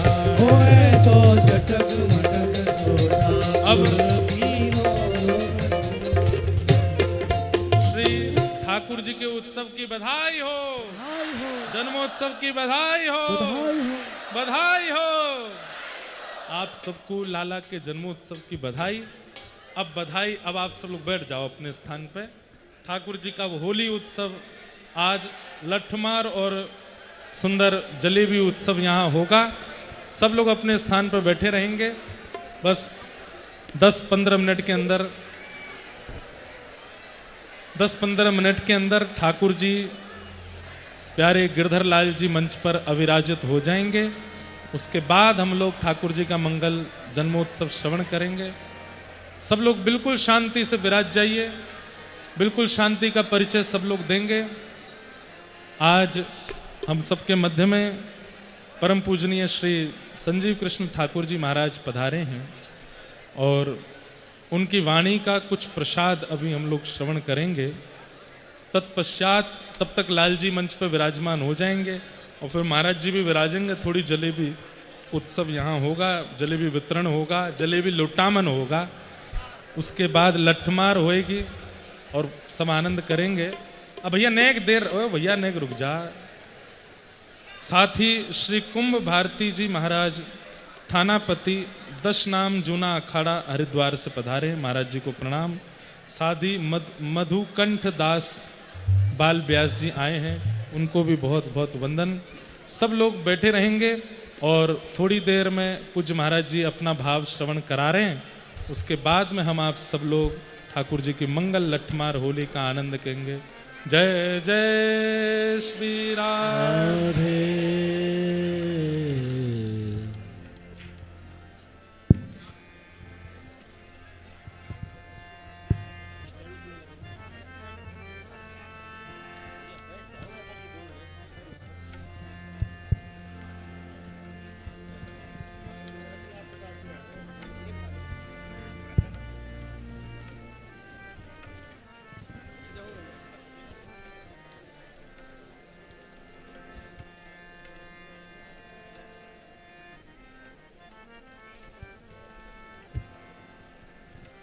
श्री वृंदावन बिहारी लाल की जय, श्री राधा लाल की जय, श्री गिरिराज धरण की जय, शवल्लभाधीश की जय, श्याम सुंदर श्री यमुने महारानी की जय, श्री नंद महोत्सव की जय, जय जय श्री राधे, जय जय श्री राधे, जय जय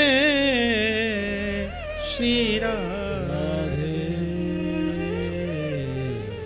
यत पाद पद्मनख चंद्रमणिच्छटाया विस्फूर्जितं किमपि गोपवधू स्वदर्शी पूर्णानुरस सागर सारमूर्ति साराधिका मयि कदापि कृपां करोतु। जय जय श्री राधारमण, जय जय नवल किशोर।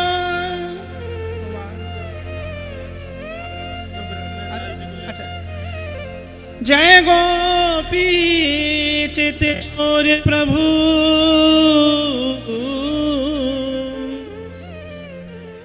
जय जय माँ।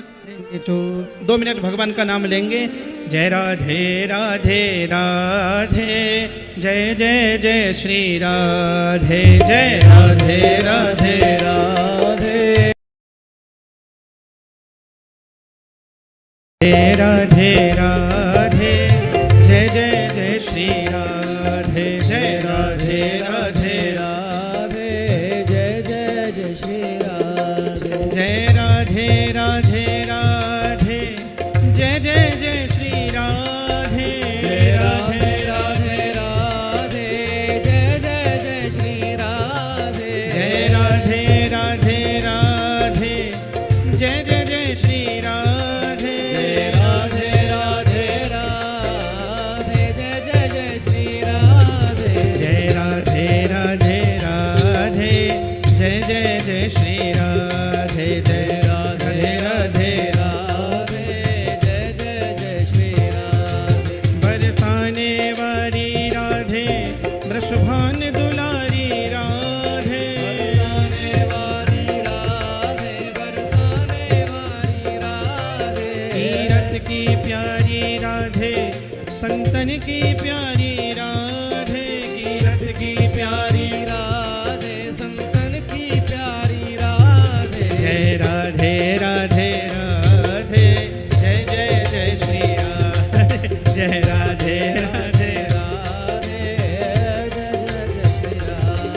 जय राधे राधे राधे, जय राधे राधे राधे, हो जय जय जय श्री राधे, जय राधे राधे राधे जय जय जय भाव से ताली बजाते भाई, राधे राधे राधे, जय जय जय श्री राधे, जय राधे राधे राधे जय जय जय श्री राधे, जय राधे राधे राधे, जय जय जय श्री राधे, जय राधे राधे राधे जय जय जय श्री राधे। एक बार सब प्रेम से कहो बधाई हो। कितनी जोर से बोलो, बांके बिहारी और राधा रमन तक तो आवाज पहुंच जाए। बधाई हो। हाय हो। भगवान की बड़ी दिव्य कृपा इस पवित्र फाल्गुन मास में होली के इस पावन अवसर पर आप सब अत्यंत बड़भागी हैं, भाग्यशाली हैं। वृंदावन की इस पावन वसुंधरा में जहाँ के कड़कड़ में भगवान विराजमान हैं, जिस वृंदावन की रज के वक्षस्थल पर भगवान श्यामा श्याम के चरण चिन्ह अंकित हैं, जो रस की रास की प्रेम की भूमि है, और जहाँ के बारे में भगवान कहते हैं जहाँ का मैं कभी त्याग करके नहीं जाता, जो नित्य भूमि है, जो चैतन्य भूमि है, और जो भगवान के हृदय में भी उत्तम प्रीति का जन्म कराने वाली है, ऐसी भूमि में फोगला आश्रम के इस पवित्र प्रांगण में श्री राधा गिरधर लाल जी के दिव्य सन्निधि में आप सबको होली महोत्सव मनाने का सद्भाग्य प्राप्त हुआ है। विगत 4 दिवस से जिनकी मधुर अमृतमयी रसमयी वाणी से आप सब श्रीमद् भागवत कथा का अमृतपान कर रहे हैं, ऐसे हमारी वृंदावन के व्यास परंपरा के उज्ज्वल संवाहक परम पूज्य भागवत भास्कर श्री कृष्णचंद्र शास्त्री ठाकुर जी महाराज के यशस्वी पुत्र, हम सबके अनुज, अत्यंत प्रिय आत्मीय श्री इंद्रेश जी महाराज के मुखारविंद से आप सब कथामृत का आनंद ले रहे हैं। तो हम ये जरूर कह सकते हैं, ये आप सबका भाग्य ही है जो वृंदावन धाम होली महोत्सव, श्री राधा गिरधर लाल जी का ये दिव्य महोत्सव, उनकी सन्निधि, निश्चित रूप से इससे बड़ा कोई सौभाग्य नहीं हो सकता। अभी वो चैतन्य महाप्रभु की जब लीला का वर्णन कर रहे थे, भगवान जब कृपा करते हैं, अत्यंत विनीत भाव से कोई भी वैष्णव भगवत शरणागत होता है, तो भगवान का चिंतन करते करते वो भगवत रूप ही हो जाता है।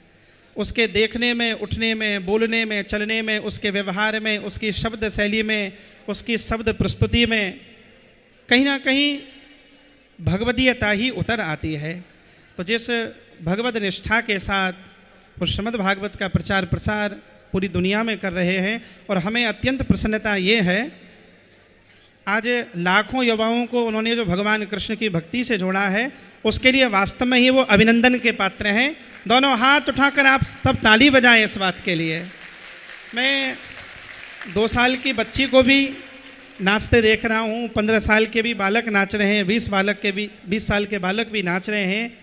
तो जो क्लबों में नाचते थे, न जाने कहाँ कहाँ नाचते थे, तो ऐसी कृपा तो ठाकुर जी ने उनको निमित्त बनाकर की, इधर उधर नाचने वालों को सबको ठाकुर जी के दरबार में उन्होंने नचा दिया है। तो सब वृंदावन का ये स्वरूप यहाँ इकट्ठा हो रहा है। मैं खूब आप सबको बधाई देता हूँ। और आज जैसा हमारे प्रिय अनुज ने बताया है, कौन कौन सी होली आज? लट्ठमार और जलेबी। तो उनकी बात को ध्यान रखियो, आपस में मत दहमारियो मूड माथे ने। तो मंच में आप आनंद लीजिए। पुनः आप सबको बहुत बहुत बधाई। एक बार कहो बधाई हो। श्री वृंदावन बिहारी लाल की। अब आगे का जो क्रम होगा, हमारे आचार्य श्री इंद्रेश जी महाराज आगे का क्रम आपको बताएंगे। आज पूज्य महाराज जी पधारे, आपको बारंबार प्रणाम, बारंबार वंदन। कल लड्डू होली हुई, और लड्डू होली के पीछे भाव है कि मधुमंगल जी जब बरसाने गए हैं, तो सब बरसाने वासी ने लड्डू उछाल करके, लुटा करके उनको स्वागत किया। अब आज श्रीदामा जी सब सखान के संग नंदगाम जा रहे हैं, और श्री नंदगाम ठाकुर जी को निमंत्रित करवे भी जा रहे हैं और होली खेलवे भी जा रहे हैं। तो जब श्रीदामा जी सब सखान के संग आए हैं, तो हमारो ऐसा भाव है कि नंदगाम के सब लोगों ने कही कि वहाँ लड्डू उछले तो यहाँ जलेबी उछलेंगे। तो सब जलेबी उछाली जाएंगी। और फिर जब श्री दामा जी सब सखान के संग पधारे तो नंदगाम की सब सखीन ने उनके संग लठमार होरी करी है। तो भाव ऐसो है कि लठमार होली में पति पत्नी ना करें आपस में, ये ऐसो ना होवे कि जो ढाल लेके बैठो वो पति है, वो पत्नी मार रही है।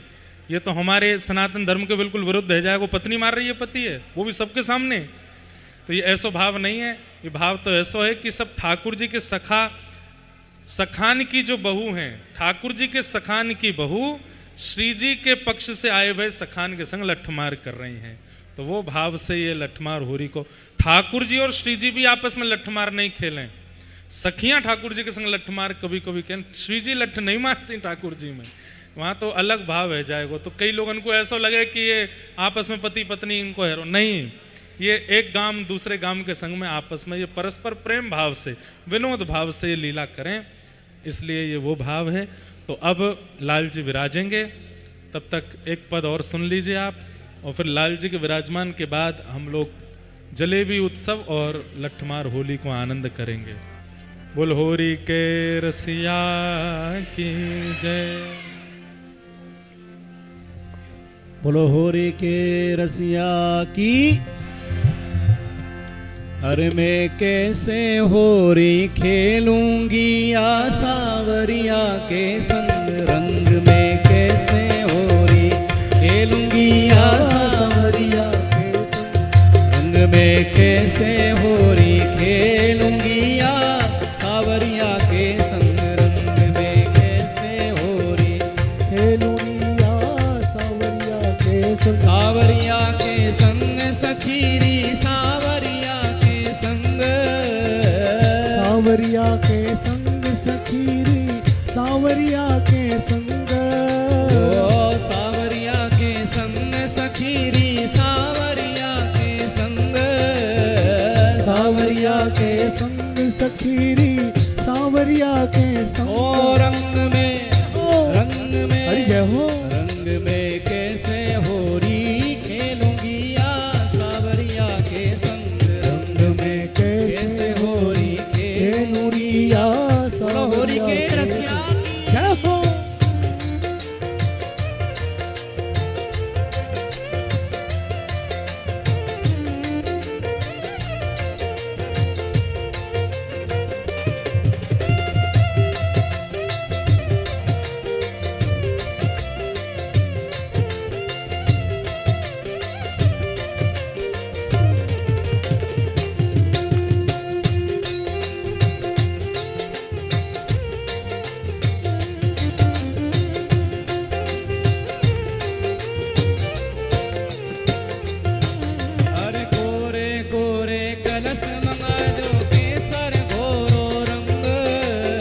कोरे कोरे कलश मंगाए केसर घोरो रंग, कोरे कोरे कलश मंगा दो केसर घोरो रंग, कोरे कोरे कलश मंगाए दो केसर घोरो रंग, अरे भर पिचकारी मेरे सामने मारी, हो भर पिचकारी मेरे सामने मारी, भर पिचकारी मेरे सामने मारी, ओ भर पिचकारी मेरे सामने मारी, चोली है री तंग, रंग में कैसे होरी खेलूंगी आ सावरिया के संग, रंग में कैसे होरी खेलूंगी आ सावरिया के संग।